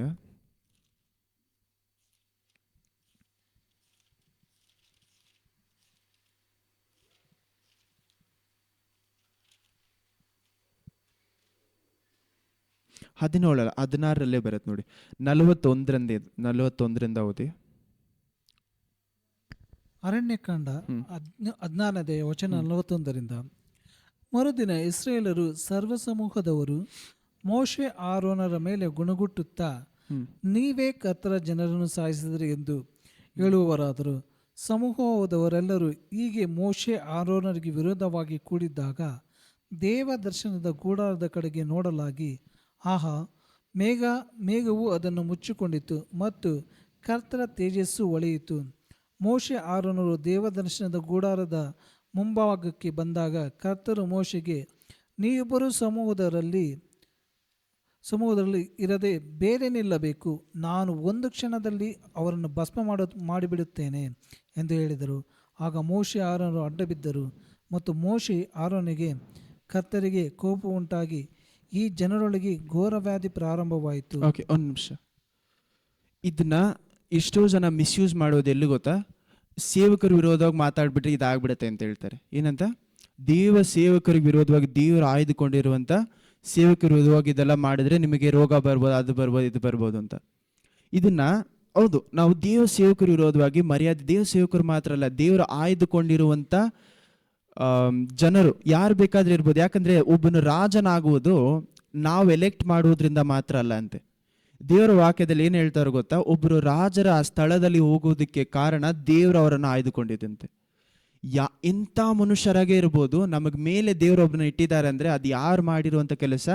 ದೇವರು ಆಯ್ದುಕೊಂಡಿರುವಂಥ ಮನುಷ್ಯ. ಅಂಥ ಮನುಷ್ಯರ ವಿರೋಧವಾಗಿ ಮಾತನಾಡುವಾಗ ದೇವರಿಗೆ ನಾವು ಏನು ತೋರಿಸ್ತಾ ಇದ್ದೀವಿ ಗೊತ್ತಾ? ಅವರ ಆಯ್ವಿಕೆ ಸರಿ ಇಲ್ಲ ಅಂತ ನಾವು ತೋರಿಸ್ತಾ ಇದ್ದೀವಂತೆ. We are showing to God that ನನಗೆ ಗೊತ್ತು ದೇವರೇ, ಇಂಥ ಮನುಷ್ಯ ಬಂದರೆ ಆ ಜಾಗದಲ್ಲಿ ಸರಿ ಇರ್ತಾ ಇತ್ತು. ಯಾಕಂದರೆ ನಾವೇ ಎಷ್ಟೋ ಜನ, ಕ್ರಿಸ್ತರಲ್ಲೇ ಎಷ್ಟೋ ಜನ ಏನು ಮಾತಾಡ್ತಾರೆ? ಈ ಮನುಷ್ಯ ಸರಿಯಿಲ್ಲ, ಅದು ಸರಿಯಿಲ್ಲ, ಏನೋ ದೇವರಿಗೆ ಗೊತ್ತಿಲ್ಲದೆ ಆ ವಿಷಯ ನಡೀತಾ ಇದೆ ಅನ್ನುವಂಥ ರೀತಿಯಲ್ಲಿ ನಾವೇನು ಮಾತಾಡ್ತೀವಿ? ವಿರೋಧವಾಗಿ ಮಾತಾಡ್ತೀವಿ. ನಾವು ಈ ರೀತಿ ವಿರೋಧವಾಗಿ ಮಾತಾಡಬೇಕಾದ್ರೆ ಏನು ಮಾಡ್ತಾ ಇದ್ದೀವಿ? ದೇವರ ಆಯ್ವಿಕೆ ವಿರೋಧವಾಗಿ ಹೋಗಿ ನಿಂತ್ಕೊಳ್ತಾ ಇದ್ದೀವಿ ಅಂತೆ. ಕೋರ ಮಾಡಿರುವಂಥ ಅದೇ ವಿಷಯವನ್ನು ಕ್ರಿಸ್ತರು ಇವತ್ತು ಕ್ರಿಸ್ತನು ಅನ್ನುವಂಥ ಹೆಸರಲ್ಲಿ ಮಾಡ್ತಾ ಇರ್ತಾರೆ. ಅವರು ದೇವರಿಗೆ ವಿರೋಧವಾಗಿ ನಡೆದ್ರೂ ಸಹ ಅವರು ದೇವರಿಗೆ ಏನು ಮಾಡಬೇಕು? ಉತ್ತರ ಕೊಡಬೇಕು, ನಮಗೆ ಉತ್ತರ ಕೊಡುವುದಲ್ಲ. ಆದರೆ ನಿಮ್ಮ ಸಭೆ ಒಳಗಡೆ, ನಾನು ಸಭೆನೂ ಪೊಲಿಟಿಕಲು ಏನಾಗಿದೆ? ಬೇರೆ ಬೇರೆ ರಾಜ್ಯದಲ್ಲಿ ನಡೆಯುವಂಥ ವಿಷಯಕ್ಕೂ ಸಭೆ ಒಳಗಡೆ ನಡೆಯುವಂಥ ವಿಷಯಕ್ಕೆ ಏನಿದೆ? ವ್ಯತ್ಯಾಸ ಇದೆ. ಸಭೆ ಒಳಗಡೆ ನಡೆಯುವಂಥ ವಿಷಯವನ್ನು ನಾವೇನು ಮಾಡಬೇಕು? ಸಭೆ ಒಳಗಡೆನೆ ಏನು ಮಾಡಬೇಕು? ಯಾರು ಯಾವ ರೀತಿ ತಪ್ಪು ಮಾಡ್ತಾ ಇದ್ದಾರೆ ನಾವೇನು ಮಾಡಬೇಕು? ನೋಡಬೇಕು. ನಮ್ಮ ಕಣ್ಗಳು ನಾವೇನು ಮಾಡಬೇಕು? ತೆರೆದಿಟ್ಕೊಂಡು ನಾವು ಬೇರೆಯವ್ರನ್ನ ಕೆಳಗಡೆ ತಳ್ಳುವುದಕ್ಕೋಸ್ಕರ ಈ ವಿಷಯವನ್ನು ಮಾಡ್ತಾ ಇಲ್ಲ. ನಾವು ಬೇರೆಯವರನ್ನು ಪವಿತ್ರಾತ್ಮರಿಂದ ಏನು ಮಾಡಬೇಕು? ಇನ್ನೂ ಅವರನ್ನು ಹೆಚ್ಚಾಗಿ ಬೆಳೆಸಬೇಕು ಅನ್ನುವಂಥ ಕಾರಣದಿಂದ ಏನು ಮಾಡ್ತಾ ಇದ್ದೀವಿ? ನಮ್ಮ ಕಣ್ಗಳನ್ನು ತೆರೆದಿಟ್ಕೊಂಡು ಇವ್ರಿಗೆ ತಪ್ಪು ಮಾಡ್ತಾ ಇದ್ದಾರೆ ನೋಡ್ತಾ ಇದ್ದೀವಿ. ನಿಮ್ಮ ಮಕ್ಕಳ ಮೇಲೆ ನೀವು ಕಣ್ಣಿಡೋದು ಏನಕ್ಕೋಸ್ಕರ? ಅವ್ರ ತಪ್ಪಾದ ದಾರಿಯನ್ನು ಏನು ಮಾಡಬಾರ್ದು? ಹೋಗಬಾರ್ದು ಅಂತ. ಅದೇ ರೀತಿಯಲ್ಲಿ ನಮ್ಮ ಸಭೆಯಲ್ಲಿ ಪ್ರತಿಯೊಬ್ಬರಿಗೂ ದೇವರು ಕೊಟ್ಟಿರುವಂಥ ಕೆಲಸ ಏನಕ್ಕೋಸ್ಕರ? ಒಬ್ರನ್ನೊಬ್ರು ಬೆಳೆಸೋದಕ್ಕೋಸ್ಕರ. ನಮ್ಮ ಸಭೆ ಎಷ್ಟು ಚಿಕ್ಕದಾಗುತ್ತೋ ಆವಾಗ ಒಬ್ರು ಏನು ಮಾಡ್ಬೋದು? ಇನ್ನೂ ಹೆಚ್ಚಾದ ಅಟೆನ್ಷನ್ ಕೊಡ್ಬೋದು. ನಾವು ಎಷ್ಟೋ ಜನ ಏನು ಅನ್ಕೊಳ್ತೀವಿ ಅಂದರೆ ಸಭೆ ಎಷ್ಟು ದೊಡ್ಡದಾಗಿದೆಯೋ ಅಷ್ಟು ಒಳ್ಳೇದು. ಹೌದು, ಸಭೆ ದೊಡ್ಡದಾಗಿರೋದು ಒಳ್ಳೇದು. ಯಾಕಂದರೆ ಅನೇಕ ಜನರು ದೇವರನ್ನು ಆರಾಧನೆ ಮಾಡ್ತಾ ಇದ್ದೀವಿ. ಆದರೆ ಸಭೆ ಎಷ್ಟು ಚಿಕ್ಕದಾಗ್ತಾ ಇದೆಯೋ ಅಷ್ಟು ಒಬ್ಬರ ಜೊತೆ ಒಬ್ಬರು ಏನಾಗ್ಬೋದು? ಪಳಗಕ್ಕೆ ದೇವರು ಜಾಸ್ತಿ ಜಾಗ ಮಾಡಿಕೊಡ್ತಾ ಇದ್ದಾರೆ. ದೇವ್ರಿಗೆ ಫಿಲ್ಟ್ರೇಷನ್ ಅಂತಾರಲ್ಲ, ಹಂಗಂದರೆ ದೇವರು ಒಂದು ಜಾಗದಲ್ಲಿ ಏನು ಮಾಡ್ತಾ ಇದ್ದಾರೆ? ಒಂದು ಜಾಗವನ್ನು ಪರಿಶುದ್ಧಗೊಳಿಸ್ತಾ ಇದ್ದಾರೆ. ಅಂದರೆ ಇರುವಂಥ ಕಳೆಗಳೆಲ್ಲ ತೆಗೆದು ಏನಕ್ಕೋಸ್ಕರ ಚಿಕ್ಕದು ಮಾಡ್ತಾರೆ ಗೊತ್ತಾ? ಒಂದು ಸಭೆಯನ್ನು ಅಲ್ಲಿರುವಂಥ ಜನರು ಒಂದು ಸೇರಿ ಪ್ರಾರ್ಥನೆ ಮಾಡಿ ತಿರುಗಿ ಆ ಸಭೆಯನ್ನು ಕಟ್ಟಬೇಕು ಅನ್ನೋದಕ್ಕೋಸ್ಕರ. ಯಾರಿಗೆ ಆ ಸಭೆ ನಿಜವಾಗ್ಲೂ ಬೆಳಿಬೇಕು ಅಂತ ದೇವರು ಆಸೆ ಪಡ್ತಾ ಇದ್ದಾರೆ ಅಂಥ ಮನುಷ್ಯರನ್ನ ಮಾತ್ರ ಬಿಡುವುದಕ್ಕೆ ಏನಕ್ಕೋಸ್ಕರ? ಆ ಸಭೆಯನ್ನು ತಿರುಗಿ ಕಟ್ಟಬೇಕು ಅನ್ನೋದಕ್ಕೋಸ್ಕರ. ದೇವರು ಈ ಜಾಗದಲ್ಲೂ ಆ ಜನರು ನೀವೇ ಎಲ್ಲರನ್ನು ಸಾಯಿಸ್ಬಿಟ್ರಿ ಅಂತ ಹೇಳುವಾಗ ಏನು ಮಾಡ್ತಾರೆ ಗೊತ್ತಾ? ಅಲ್ಲಿ ಏನಾಗತ್ತಂತೆ? ಎಲ್ಲರಿಗೂ ಒಂದು ವ್ಯಾಧಿ ಬರಕ್ಕೆ ಸ್ಟಾರ್ಟ್ ಆಗ್ಬಿಡುತ್ತೆ. ಅದೇ ಯಾವಾಗ ಅವ್ರು ಮೋಸೆಗೂ ಆರೋನ್ ವಿರೋಧವಾಗಿ ಮಾತಾಡ್ತಾರೋ ಅವರಲ್ಲಿ ಏನಾಗುತ್ತೆ? ವ್ಯಾಧಿ ಬರುತ್ತೆ. ವ್ಯಾಧಿ ಬಂದಿದ ತಕ್ಷಣ ಏನಾಗುತ್ತೆ ಗೊತ್ತಾ? 14,700 ಜನ ಏನಾಗ್ತಾರೆ? ಸತ್ತೋಗ್ತಾರೆ ಆ ಜಾಗದಲ್ಲಿ. ಅದೇ ಜಾಗದಲ್ಲಿ ಒಂದೇ ಒಂದು ವ್ಯಾಧಿ ಬಂದು ಇವರು ಮೋಸೆ ಆರೋನ್ ವಿರೋಧವಾಗಿ ಬಂದಿದ್ದ ಆ ಕಾರಣದಿಂದ ಏನಾಗ್ತಾ ಇದೆ? ಆಲ್ಮೋಸ್ಟ್ 15,000 ಪೀಪಲ್ ಏನಾಗ್ತಾ ಇದ್ದಾರೆ? ಸತ್ತೋಗ್ತಾರೆ ಅದೇ ಜಾಗದಲ್ಲಿ. ಅದು ಯಾವಾಗ ಆರೋನ್ ಏನು ಮಾಡ್ತಾರೆ ಗೊತ್ತಾ? ಅಲ್ಲಿ ಕ್ಯಾಂಪ್ ಒಳಗಡೆ ಓಡ್ತಾರೆ, ಆ ಒಂದು ಇನ್ಸೆನ್ಸ್ ಇಟ್ಕೊಂಡು ಕ್ಯಾಂಪ್ ಒಳಗಡೆ ಓಡ್ತಾರೆ. ಏನಂತ? ಅವ್ರನ್ನ ಪರಿಶುದ್ಧ ಮಾಡೋದಕ್ಕೋಸ್ಕರ. ಅವ್ರು ಓಡಿ ಎಲ್ಲ ಮುಗಿಸಿದ ಮೇಲೆ ಏನಾಗುತ್ತೆ ಗೊತ್ತಾ? ಅದು ಒಂದೇ ಒಂದು ವಾಕ್ಯ ಓದಿ ಚೆನ್ನಾಗಿರುತ್ತೆ. 47 ಇಂದ ಓದಿ. ಮೋಶೆ ಹೇಳಿದಂತೆ ಆರೋನನು ಧೂಪ ಆರತಿಯನ್ನು ತೆಗೆದುಕೊಂಡು ಸಮೂಹದವರ ಮಧ್ಯಕ್ಕೆ ಓಡಿದಾಗ ಘೋರ ವ್ಯಾಧಿ ಆ ಜನರಲ್ಲಿ ಹರಡಿಕೊಳ್ಳುತ್ತಾ ಇತ್ತು. ಆದ್ದರಿಂದ ಅವನು ಧೂಪ ಹಾಕಿ ಜನರಿಗೋಸ್ಕರ ದೋಷ ಪರಿಹಾರವನ್ನು ಮಾಡಿದನು. ಅವನು ಸತ್ತವರಿಗೂ ಬದುಕುವರಿಗೂ ನಡುವೆ ನಿಂತಿರುವಾಗಲೇ ಆ ವಿಪತ್ತು ಶಮನವಾಯಿತು. ಕೊರಹನನ್ನು ಕೂಡಿಕೊಂಡು ಸತ್ತವರಲ್ಲದೆ ಆ ವಿಪತ್ತಿನಿಂದ ಸತ್ತವರು 14,700 ಮಂದಿ. ವಿಪತ್ತು ಶಮನವಾದಾಗ ಆರೋನನು ದೇವದರ್ಶನದ ಗೂಡರದ ಬಾಗಿಲಿಗೆ ಮೋಶೆ ಬಳಿಗೆ ಬಂದನು. ಆಮೇಲೆ ನೋಡಿ, ಒಂದೇ ಒಂದು ವಿಷಯಕ್ಕೋಸ್ಕರ ನಾವು ಹಳೆ ಒಡಂಬಡಿಕೆಯಲ್ಲಿ ದೇವ್ರು ಏನು ಮಾಡ್ತಾ ಇದ್ರು, ಸಾಯಿಸ್ಬಿಡ್ತಾ ಇದ್ರು ಜನರನ್ನ. ಏನಕ್ಕೋಸ್ಕರ ಸಾಯಿಸ್ತಾ ಇದ್ರು? ಇವರೆಲ್ಲ ಏನು ಮಾಡ್ತಾ ಇದ್ದಾರೆ, ದೇವರಿಗೆ ವಿರೋಧವಾಗಿಯೂ ದೇವರ ಆಳ್ವಿಕೆ ಹಂಗಂದ್ರೆ ಅವ್ರು ಯಾರು ಚೂಸ್ ಮಾಡ್ತಾರೆ ಅದಕ್ಕೆ ವಿರೋಧವಾಗಿ ಏನು ಮಾಡ್ತಾ ಇದ್ದಾರೆ, ನಿಂತ್ಕೊಳ್ತಾ ಇದ್ದಾರೆ. ಹೊಸ ಒಡಂಬಡಿಕೆಯಲ್ಲಿ ಏನು ಮಾಡ್ತಾರೆ, ದೇವರು ಯಾರನ್ನು ಸಾಯಿಸ್ತಲ್ಲ, ಏನು ಮಾಡ್ತಾರೆ, ಚೆದರಿಸ್ಬಿಡ್ತಾರೆ. ಒಂದೊಂದು ಸತಿ ದೇವ್ರು ಏನು ಮಾಡ್ತಾರೆ ಅಂದರೆ, ಕುರುಬ ಮಾಡುವಂಥ ತಪ್ಪುಗಳಿಗೋಸ್ಕರ ಏನು ಮಾಡ್ತಾರೆ, ಚೆದರಿಸ್ತಾರೆ. ಇನ್ನೊಂದು ಸತಿ ಏನು ಮಾಡ್ತಾರೆ, ಎರಡೂ ರೀಸನ್ ಆಗುತ್ತೆ. ಒಂದೊಂದು ಸತಿ ಇನ್ನೊಂದು ಏನಕ್ಕೋಸ್ಕರ ಮಾಡ್ತಾರೆ, ಸಭೆಯನ್ನು ತಿರುಗಿ ಸರಿಯಾದ ರೀತಿಯಲ್ಲಿ ಕಟ್ಟಬೇಕು ಅನ್ನೋದಕ್ಕೋಸ್ಕರ ಏನು ಮಾಡ್ತಾರೆ, ಎಲ್ಲರೂ ಚದುರಿಸ್. ದೇವರು ಒಂದು ವಿಷಯವನ್ನು ಮಾಡ್ತಾ ಇದ್ದಾರೆ ಅಂದರೆ ಬರೀ ಒಂದೇ ಒಂದು ನೋಟದಲ್ಲಿ ಏನು ಮಾಡಲ್ಲ, ಮಾಡಲ್ಲ, ಎಲ್ಲ ನೋಟಗಳಲ್ಲಿಯೂ ಮಾಡ್ತಾರೆ. ನಾವು ಇದನ್ನ ಇನ್ನೂ ಸ್ವಲ್ಪ ಹೆಚ್ಚಾಗಿ ನಾವು ಅರ್ಥ ಮಾಡ್ಕೊಳ್ಬೇಕಂದ್ರೆ, ನೀವು ಮನೇಲಿ ಹೋಗಿ ಏನು ಮಾಡಿ ಅಂದರೆ, ಹೀಬ್ರೂಸ್ 4ನೇ ಅಧ್ಯಾಯವನ್ನು ಸರಿಯಾಗಿ ಓದಿ ನೋಡಿ, ಇನ್ನೊಂದು ಸತಿ ಓದಿ ನೋಡಿ, 4-5 ಕಂಟಿನ್ಯೂಸ್ ಆಗಿ ಓದಿ ನೋಡಿ 10ರವರೆಗೂ.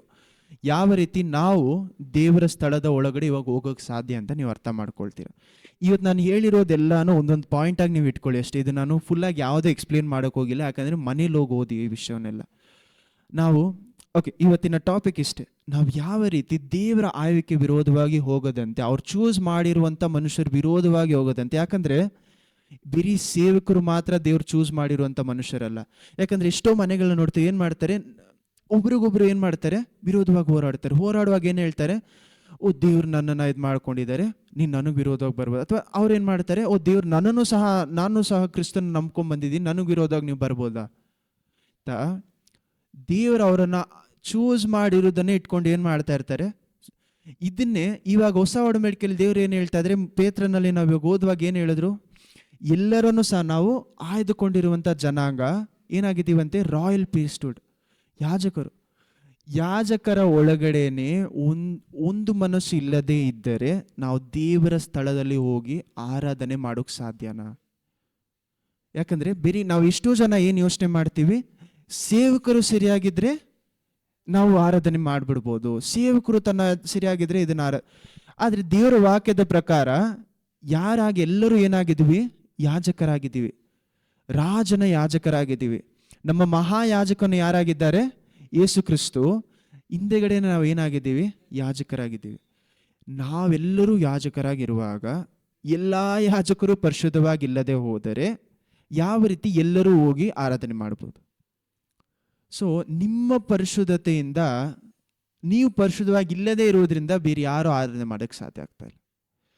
ಇದನ್ನೇ ದೇವ್ರು ನನ್ನ ಜೊತೆ ನಿಮ್ಮ ಜೊತೆ ಏನು ಮಾತಾಡ್ತಾ ಇದೆ, ನಿಮ್ಮ ಅಶುದ್ಧತೆ ನನ್ನ ಪ್ರಸನ್ನತೆಯನ್ನು ಏನು ಮಾಡ್ತಾ ಇದೆ, ಆ ಜಾಗದಲ್ಲಿ ತಡೆ ಆಗ್ತಾ ಇದೆ. ಇವಾಗಲೂ ಸಹ ದೇವರು ತನ್ನ ಪ್ರಸನ್ನತೆ ಕೊಡ್ತಾ ಇರೋದಕ್ಕೆ ಕಾರಣ ಏನು? ಅದೇ ಹೀಬ್ರೂಸ್ 10ನೇ ಅಧ್ಯಾಯ 17ನೇ ವಾಕ್ಯ ಏನು ಹೇಳ್ತಾ ಇದ್ದಾರೆ, ನಿಮ್ಮೆಲ್ಲ ಪಾಪಗಳನ್ನ ನಾನು ಏನು ಮಾಡಿದ್ದೀನಿ, ನೆನಪಿಗೆ ತರದಂತೆ ಏನು ಮಾಡಿದ್ದೀನಂತೆ, ಅಲಿಸಿಬಿಟ್ಟಿದ್ದೀನಿ, ಮರ್ತೋಗ್ತಾ ಇದ್ದೀನಿ. ಮರ್ತೋಗೋದಲ್ಲ, ನಾನು ನೆನಪಿಗೆ ತರ್ತಾ ಇಲ್ಲ ಅಂತ ಹೇಳ್ತಾ ಇದ್ದಾರೆ. ಆಮೇನ್, ಹಲ್ಲೆಲೂಯಾ. ನಮ್ಮ ನೆನಪಿನಲ್ಲಿ ದೇವರು ಏನು ಮಾಡ್ತಾ ಇಲ್ಲ ಅಂತ, ಅದನ್ನು ಅವರ ನೆನಪಿಗೆ ತರ್ತಾ ಇಲ್ಲ. ಅದಕ್ಕೆ ಕಾರಣ ಯೇಸು ಕ್ರಿಸ್ತು. ಈ ಮಹಾಯಾಜಕರ ಸ್ಥಳದಲ್ಲಿ ಅವ್ರು ನಿಂತ್ಕೊಂಡಿರುವಾಗ ನಾವು ಸಹ ಏನಾಗಿದ್ದೀವಿ, ಹಿಂದೆಗಡೆ ಯಾಜಕರಾಗಿದ್ದೀವಿ. ಲೇವಿಯರ ಕೆಲಸ ಏನಾಗಿತ್ತು ಗೊತ್ತಾ, ಯಾಜಕರಿಗೆ ಸಹಾಯ ಮಾಡುವುದು. ಯಾಜಕರಿಗೆ ಏನು ಮಾಡಬೇಕಾಗಿತ್ತು, ಲೇವಿಯರು ಸಹಾಯ ಅಷ್ಟೇ. ಅವರು ಅಲ್ಲಿರುವಂಥ ಯಾವುದೇ ಪಾತ್ರನೂ ಸಹ ಏನು ಮಾಡೋಕ್ಕಾಗ್ತಿರ್ಲಿಲ್ಲ, ಮುಟ್ಟೋದಕ್ಕೂ ಸಾಧ್ಯ ಇರ್ತಿರ್ಲಿಲ್ಲ, ಅವ್ರು ಬರೀ ಸಹಾಯ ಮಾಡಬೇಕಿತ್ತು. ಯಾಜಕರ ಕೆಲಸ ಏನಾಗಿತ್ತು, ಪ್ರೀಸ್ಟ್ ಕೆಲಸ ಏನಾಗಿತ್ತು, ಅಲ್ಲಿರುವಂಥ ಎಲ್ಲ ವಿಷಯಗಳನ್ನು ಸರಿ ಮಾಡುವುದು. ಮಹಾಯಾಜಕನಿಗೆ ಸಹಾಯ ಮಾಡುವುದು ಮಾತ್ರ ಅಲ್ಲ, ಅನುದಿನ ಹೋಗಿ ಏನು ಮಾಡಬೇಕಾಗಿತ್ತು, ಅಲ್ಲಿ ಯಜ್ಞಗಳನ್ನು ಸಲ್ಲಿಸುವುದು. ಎಲ್ಲ ಯಾರ ಕೆಲಸವಾಗಿತ್ತು, ಯಾಜಕರ ಕೆಲಸ.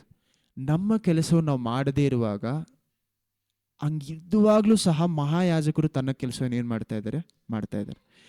ಯೇಸು ಕ್ರಿಸ್ತು ನಮಗೋಸ್ಕರ ಏನು ಮಾಡ್ತಾ ಇದ್ದಾರೆ, ಅನುದಿನವೂ ಏನು ಮಾಡ್ತಾ ಇದ್ದಾರೆ, ದೇವರ ಬಳಿಯಲ್ಲಿ ಏನು ಮಾಡ್ತಾ ಇದ್ದಾರಂತೆ, ಪ್ರಾರ್ಥನೆ ಮಾಡ್ತಾ ಇದ್ದಾರೆ, ನಮಗೋಸ್ಕರ ಪ್ರಾರ್ಥನೆ ಮಾಡ್ತಾ ಇದ್ದಾರೆ. ಅವರಲ್ಲಿ ಇರಬೇಕಾದ್ರೆ ಯಾಜಕರಾಗಿರುವಂಥ ನಾವು ನಮ್ಮ ಕೆಲಸವನ್ನು ಏನು ಮಾಡಬೇಕು, ಸರಿಯಾಗಿ ಮಾಡಬೇಕು. ನಮ್ಮ ಕೆಲಸ ಏನು, ಇದನ್ನ ನೀವು ಮನೇಲಿ ಹೋಗಿ ಎಕ್ಸಡಸ್, ವಿಮೋಚನ ಕಾಂಡ ಮತ್ತು ಡ್ಯೂಟ್ರಾನಮಿ, ಧರ್ಮೋಪದೇಶ ಕಾಂಡಗಳಲ್ಲಿ ಕೆಲವು ಟಾಪಿಕ್ಸ್ನ ಮನೇಲಿ ಹೋಗೋದು. ನೀವೇ ಟರ್ನ್ ಮಾಡಿ ನೋಡಬೇಕಾದ್ರೆ ಪೇಜಸ್ಸು, ಪ್ರೀಸ್ಟ್ ಕೆಲಸ ಏನಾಗಿದೆ ಅಂತ ಹೇಳ್ತಾರೆ. ಇದನ್ನ ನೀವು 18ನೇ ಅಧ್ಯಾಯದಲ್ಲೂ ನೋಡ್ಬೋದು. ಯಾವುದು, ಇವಾಗ ನಂಬರ್ಸ್ ಓದಿದ್ವಲ್ಲ, ಅರಣ್ಯಕಾಂಡ 18ನೇ ಅಧ್ಯಾಯದಲ್ಲೂ ಸಹ ಅವರ ಕೆಲಸ ಏನು ಅಂತ ಕ್ಲಿಯರ್ ಆಗಿ ಬರ್ತಿರ್ತಾರೆ. ನಿಮಗೆ ಸುಲಭವಾಗಿ ಅರ್ಥ ಆಗೋದಿಲ್ಲ ಅಂದ್ರೆ ಹೀಬ್ರೂಸಲ್ಲಿ ನಮ್ಮ ಕೆಲಸ ಏನು ಅಂತ ಸುಲಭವಾಗಿ ಬರ್ದಿರ್ತಾರೆ. ನೀವು ಮನೆಯಲ್ಲಿ ಹೋಗಿ ಏನು ಮಾಡಿ ಅಂದರೆ ಈ ವಾರದಲ್ಲಿ ನೀವು ಯಾರು ಅಂತ ನೀವು ಅರ್ಥ ಮಾಡ್ಕೊಬೇಕು. ನಾವು ಯಾಜಕರು ಅಂತ ಹೇಳ್ತೀವಲ್ಲ, ನಮ್ಮ ಕೆಲಸ ಏನು ನೀವು ಅರ್ಥ ಮಾಡ್ಕೊಬೇಕು. ಯಾಕಂದರೆ ಎಷ್ಟೋ ಜನರ ಪ್ರಾರ್ಥನೆ ತಡೆ ಆಗ್ತಾ ಇರೋದು ಏನಕ್ಕೋಸ್ಕರ? ನಾವು ನಮ್ಮ ಜಾಗವನ್ನು ಅರ್ಥ ಮಾಡ್ಕೊಳ್ತಾ ಇಲ್ಲ. ನಮ್ಮ ಪಾಪಗಳು ಏನಾಗ್ತಾ ಇದೆ, ಬೇರೆ ಯಾರಿಗೋ ತಡೆಯಾಗಿ ಮಾರ್ಪಡ್ತಾ ಇದೆ ನಮ್ಮ ಸಭೆ ಒಳಗಡೆ. ನಾವೆಲ್ಲರೂ ಏನಾಗಿದ್ವಿ, ಇದನ್ನ ಎಫೆಷಿಯನ್ಸ್ 4ನೇ ಅಧ್ಯಾಯದಲ್ಲಿ ಏನಂತ ಹೇಳ್ತಾ ಇದ್ದಾರೆ ಅದನ್ನ ಮಾತ್ರ ಓದ್ಬಿಟ್ಟು ಮುಗಿಸೋಣ. ಎಫೆಷಿಯನ್ಸ್ 4ನೇ ಅಧ್ಯಾಯ ತಗೊಳ್ಳಿ, 14ನೇ ವಾಕ್ಯದಿಂದ ಓದಿ.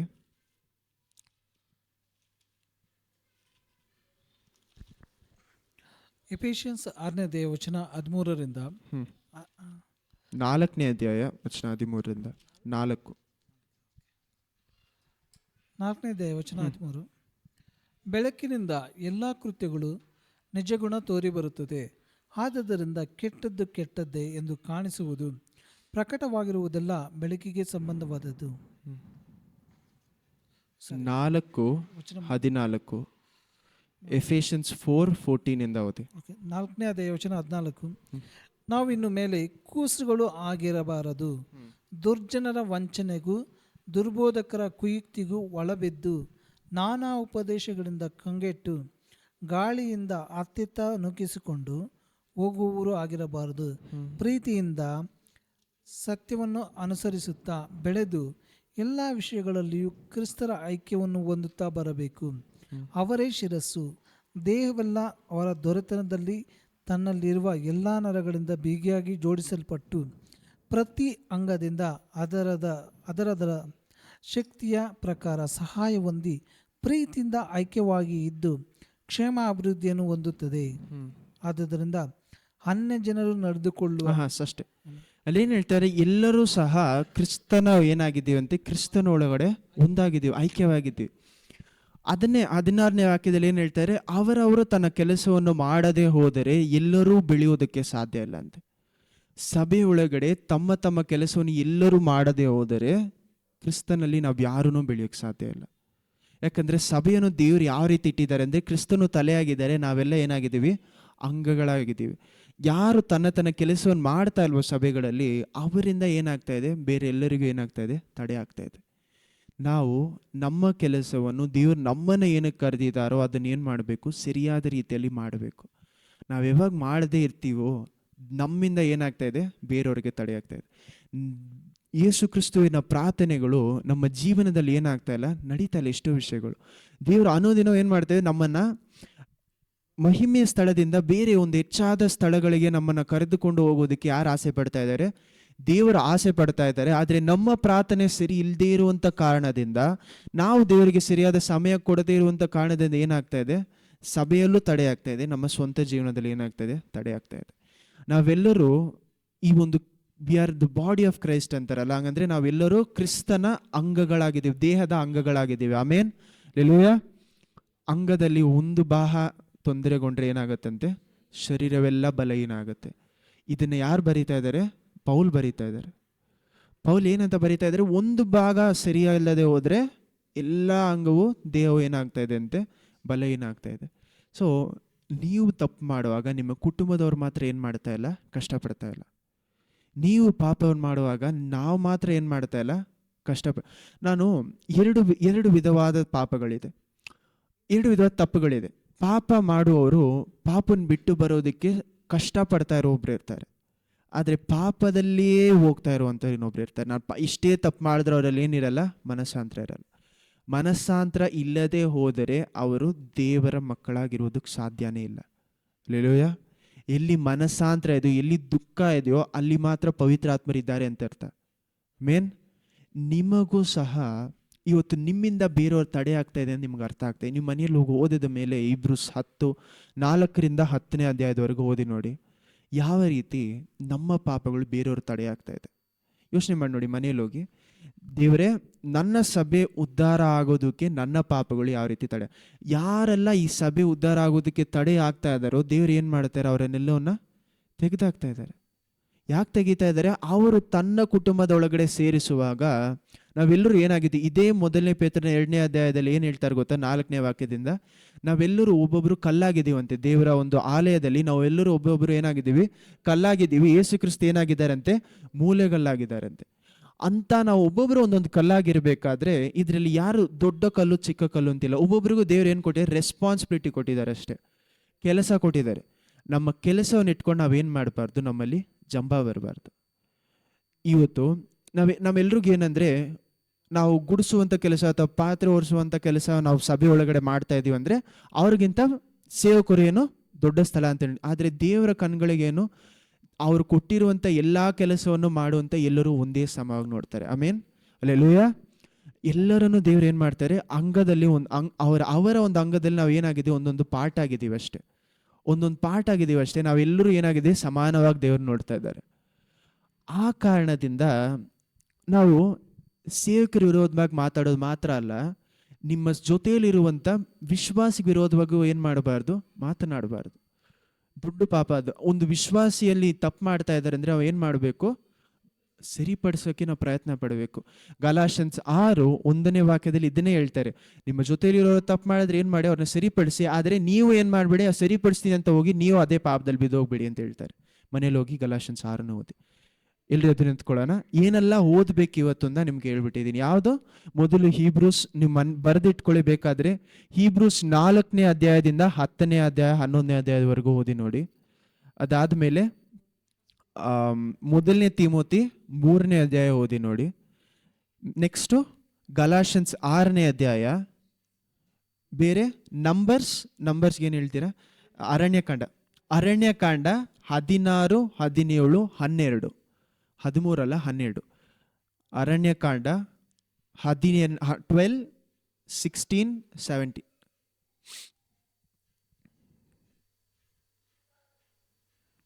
ಇನ್ನೊಂದ್ಸತಿ ರಿಪೀಟ್ ಮಾಡಬೇಕಾ. ಹೀಬ್ರೂಸ್ 4ರಿಂದ 10, 4ನೇ ಅಧ್ಯಾಯದಿಂದ 10ನೇ ಅಧ್ಯಾಯ.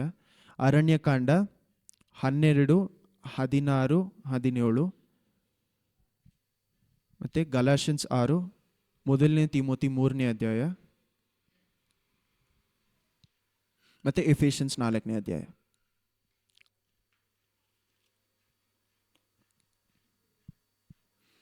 ಇದನ್ನ ನೀವು ಓದಿದ್ರೆ ನೆಕ್ಸ್ಟ್ ವೀಕ್ ಇನ್ನೂ ಸ್ವಲ್ಪ ಡೀಟೇಲ್ ಆಗಿ ನೋಡೋಣ. ಇದೆಲ್ಲ ಏನಕ್ಕೋಸ್ಕರ ಹೇಳ್ತಾ ಇದ್ದೇನೆ, ನೆಕ್ಸ್ಟ್ ವೀಕ್ ಟಾಪಿಕ್ ನಾನು ತಗೊಳ್ಬೇಕಾದ್ರೆ ಇದೆಲ್ಲ ಒಂದು ಬೇಸಿಕ್ ಫೌಂಡೇಶನ್ ಥರ. ನಾವು ಯಾರು ಕ್ರಿಸ್ತನಲ್ಲಿ, ನಾವು ಯಾವ ಜಾಗದಲ್ಲಿ ಇದ್ದೀವಿ ಅನ್ನೋದನ್ನ ಇನ್ನೂ ಸ್ವಲ್ಪ ಅರ್ಥ ಮಾಡ್ಕೊಳ್ಳೋದಕ್ಕೋಸ್ಕರ ಇದೆಲ್ಲ, ಈ ಬೇಸಿಕ್ ನಿಮ್ಗೆ ಅರ್ಥ ಆಗಿಲ್ಲ ಅಂದರೆ ನಾನು ಆ ಟಾಪಿಕ್ ತೊಗೊಂಡು ಯೂಸ್ ಇಲ್ಲ. ಪ್ರಾರ್ಥಿಸೋಣ. ಯೇಸುವೇ, ನಿಮಗೆ ಸ್ತೋತ್ರ ಸ್ತೋತ್ರ ಸ್ತೋತ್ರ ಅಪ್ಪ. ನಿಮ್ಮ ಆ ಒಂದು ಸ್ಥಳದಲ್ಲಿ, ಪರಿಶುದ್ಧವಾದ ಸ್ಥಳದ ಒಳಗಡೆ ನಾವು ಪ್ರತಿಯೊಬ್ಬರು ಬರೋದಕ್ಕೆ ಸಹಾಯ ಮಾಡಿದ್ರಲ್ಲ, ಅದಕ್ಕಾಗಿ ಸ್ತೋತ್ರ ಅಪ್ಪ. ಹೌದಪ್ಪ, ನಾವೆಲ್ಲರೂ ಸಹ, ಯಾರೂ ಸಹ ಜಾಗದ ಒಳಗಡೆ ಬರೋದಕ್ಕೆ ಯಾರಿಗೂ ಹಕ್ಕಿಲ್ಲ ಅಪ್ಪ. ಮಹಾಯಾಜಕರಾದ ನೀವು ಮಾತ್ರ ಒಳಗಡೆ ಇರಬೇಕಾಗಿದ್ದಂಥ ಆ ಸ್ಥಳದಲ್ಲಿ ನಾವೆಲ್ಲರನ್ನು ಸೇರಿಸ್ಕೊಳ್ತಾ ಇದ್ದೀರಲ್ಲ, ಅದಕ್ಕಾಗಿ ಸ್ತೋತ್ರ. ನಿಮ್ಮ ಕೃಪೆಯ ಆಸನದ ಮುಂದೆ ನಾವು ಬಂದು ನಿಂತ್ಕೊಳ್ತಾ ಇದ್ದೀವಿ ದೇವರೇ. ಹೌದಪ್ಪ, ನಮ್ಮ ತಪ್ಪುಗಳನ್ನು ಪಾಪಗಳನ್ನು ಎಷ್ಟೋ ಸತಿ ನಾವು ಏನೇನೋ ತಪ್ಪು ಮಾಡಿದ್ರು ನಮ್ಮನ್ನು ಕ್ಷಮಿಸ್ತಾ ಇದ್ದೀರಾ, ಆದರೆ ಅದನ್ನು ನಾವು ಸುಲಭವಾಗಿ ತಗೊಳ್ಬಾರ್ದು. ಅದೇ ಹೀಬ್ರೂಸ್ 10ನೇ ಅಧ್ಯಾಯ ನೀವು ಹೇಳ್ತೀರಾ, ಯಾರು ಯೇಸು ಕ್ರಿಸ್ತುವಿನ ರಕ್ತವನ್ನು ಕೇವಲವಾಗಿ ಎನಿಸಿ ಅದನ್ನು ಚೀತು ಅನ್ನುವಂಥ ರೀತಿಯಲ್ಲಿ ಮಾಡ್ತಾನೋ ಅವನಿಗೆ ದೇವರೇ ಅವರಿಗೆ ಶಿಕ್ಷೆ ಕೊಡ್ತಾರೆ ಅಂತ ವಾಕ್ಯದಲ್ಲಿದೆಪ್ಪ. ಹೌದಪ್ಪ, ನಾವು ನ್ಯಾಯ ತೀರ್ಪಿನ ದಿನವನ್ನು ನಾವು ಮರೆಯದಂತೆ, ನಮ್ಮ ಪ್ರತಿಯೊಬ್ಬರು ಮಾಡ್ತಾರಂತ ನಮ್ಮ ಕೆಲಸವನ್ನು ನಾವು ಮಾಡದೇ ಇರುವಾಗ ನ್ಯಾಯ ತೀರ್ಪಿನ ದಿನದಲ್ಲಿ ನಾವು ಪ್ರತಿಯೊಬ್ಬರು ಲೆಕ್ಕ ಕೊಡಬೇಕು ಅನ್ನೋದನ್ನ ಮರೆಯದಂತೆ ನೀವು ನಮ್ಮನ್ನು ಕಾಪಾಡಿಕೊಳ್ಳಿ ದೇವರೇ. ಹೌದಪ್ಪ, ನಾವು ಈ ಮಹಾಯಾಜಕರಂದ್ರೆ ಯಾರು ನಾವು ಅರ್ಥ ಮಾಡ್ಕೊಳ್ಳೋದಕ್ಕೆ ಸಹಾಯ ಮಾಡಿ. ಹೌದಪ್ಪ, ಎಷ್ಟು ಪರಿಶುದ್ಧವಾಗಿರುವಂಥ ದೇವರಂದ್ರೆ ಅಪ್ಪ, ನಿಮ್ಮ ಆ ಒಂದು ಸ್ಥಳಕ್ಕೆ ವಿರೋಧವಾಗಿ ಬರುವಂಥ ಎಲ್ಲವನ್ನೂ ಅಪ್ಪ ಸ್ತೋತ್ರ, ನೀವು ನಿರ್ಮೂಲ ಮಾಡಿ ಹಾಕುವಂಥ ದೇವರಾಗಿದ್ದ ನೀವು ನಮ್ಮನ್ನು ಇವಾಗ ಸರಿಪಡಿಸ್ತಾ ಇದ್ರೆ ಅದಕ್ಕಾಗಿ ಸ್ತೋತ್ರಪ್ಪ. ನಮಗೆ ಬೇಕಾದಂಥ ಪನಿಷ್ಮೆಂಟ್ ಕೊಡೋದಂತೆ ನಮ್ಮನ್ನು ಶಿಕ್ಷಿಸಿ ದಂಡಿಸಿ ಸರಿಪಡಿಸ್ತಾ ಇದ್ರಲ್ಲ, ಅದಕ್ಕಾಗಿ ಸ್ತೋತ್ರ. ನಮ್ಮ ಪಾಪದ ಸಂಬಳವನ್ನು ನಾವು ಕಟ್ಟೋಕೆ ಹೋಗಿದ್ರೆ ಯಾವತ್ತೂ ಸತ್ತೋಗ್ತಾ ಇದ್ದೀವಿ ದೇವರ, ಆದರೆ ಇವತ್ತು ನಮ್ಮನ್ನು ನೀವು ಸರಿಪಡಿಸ್ತಾ ಇದ್ರಲ್ಲ, ಅದಕ್ಕಾಗಿ ಸ್ತೋತ್ರ. ಎಂದು ಮಾರದೇ ಇರುವಂಥ ದೇವರು ನಮ್ಮನ್ನು ಆಶ್ರಯಿಸಿ ಒಳ್ಳೆ ಜ್ಞಾನದಿಂದ ಬುದ್ಧಿ ಪ್ರತಿಯೊಬ್ಬರು ನಡೆಸಿ ಅಪ್ಪ. ಎಲ್ಲರಿಗೆ ಎಷ್ಟೋ ಪ್ರೇಯರ್ ರಿಕ್ವೆಸ್ಟ್ ಇರುತ್ತೆ, ಎಷ್ಟೋ ಕೋರಿಕೆಗಳಿರುತ್ತೆ, ಪ್ರತಿಯೊಬ್ಬರು ನೀವು ಸಹಾಯ ಮಾಡಿ, ಅವರಿಗೆ ಜ್ಞಾನವನ್ನು ಬುದ್ಧಿಯನ್ನು ನೀವು ಕೊಟ್ಟು ಅವ್ರು ನೀವು ಆಶ್ರಯಿಸಿ. ಪವಿತ್ರಾತ್ಮ ದೇವರು ಪ್ರತಿಯೊಬ್ಬರ ಜೊತೆ ನೀವು ಯಾವುದಪ್ಪ ನಿಮ್ಮ ವಾಕ್ಯದಲ್ಲಿ ಹೇಳ್ತಿರಲ್ಲ, ತಂದೆಯಾದ ದೇವರ ಪ್ರೀತಿಯು, ಯೇಸು ಕ್ರಿಸ್ತುವಿನ ಅನ್ಯೋನ್ಯತೆ ಐಕ್ಯತೆ, ಹೌದಪ್ಪ, ಯೇಸು ಕ್ರಿಸ್ತುವಿನ ಆ ಒಂದು ಅಪ್ಪ ಕೃಪೆ ನಮ್ಮ ಜೊತೆಯಲ್ಲಿ. ನಿಮ್ಮ ಕೃಪೆ ಇಲ್ಲದೆ ಹೋದರೆ ನಾವು ಯಾವುದನ್ನು ಮಾಡೋದು ಸಾಧ್ಯ ಇಲ್ಲ. ಈ ರೀತಿಯಪ್ಪ ಸ್ತೋತ್ರ ಪವಿತ್ರಾತ್ಮರ ಅನ್ಯೋನ್ಯತೆ ಐಕ್ಯತೆ ನಮ್ಮ ಎಲ್ಲರ ಜೊತೆನಪ್ಪ ಈ ವಾರ ಪೂರ್ತಿ ಅದಪ್ಪ ಯೇಸು ಕ್ರಿಸ್ತನ ಆ ಒಂದು ಮುದ್ದಾದ ನಮ್ಮ ಜೊತೆಯಲ್ಲಿ ಇದ್ದಪ್ಪ ನೀವು ಕಾಪಾಡಿಕೊಂಡು ನಡೆಸಿ ಯೇಸುವಿನ ನಾಮದಲ್ಲಿ ತಂದೆ ಆಮೇನ್.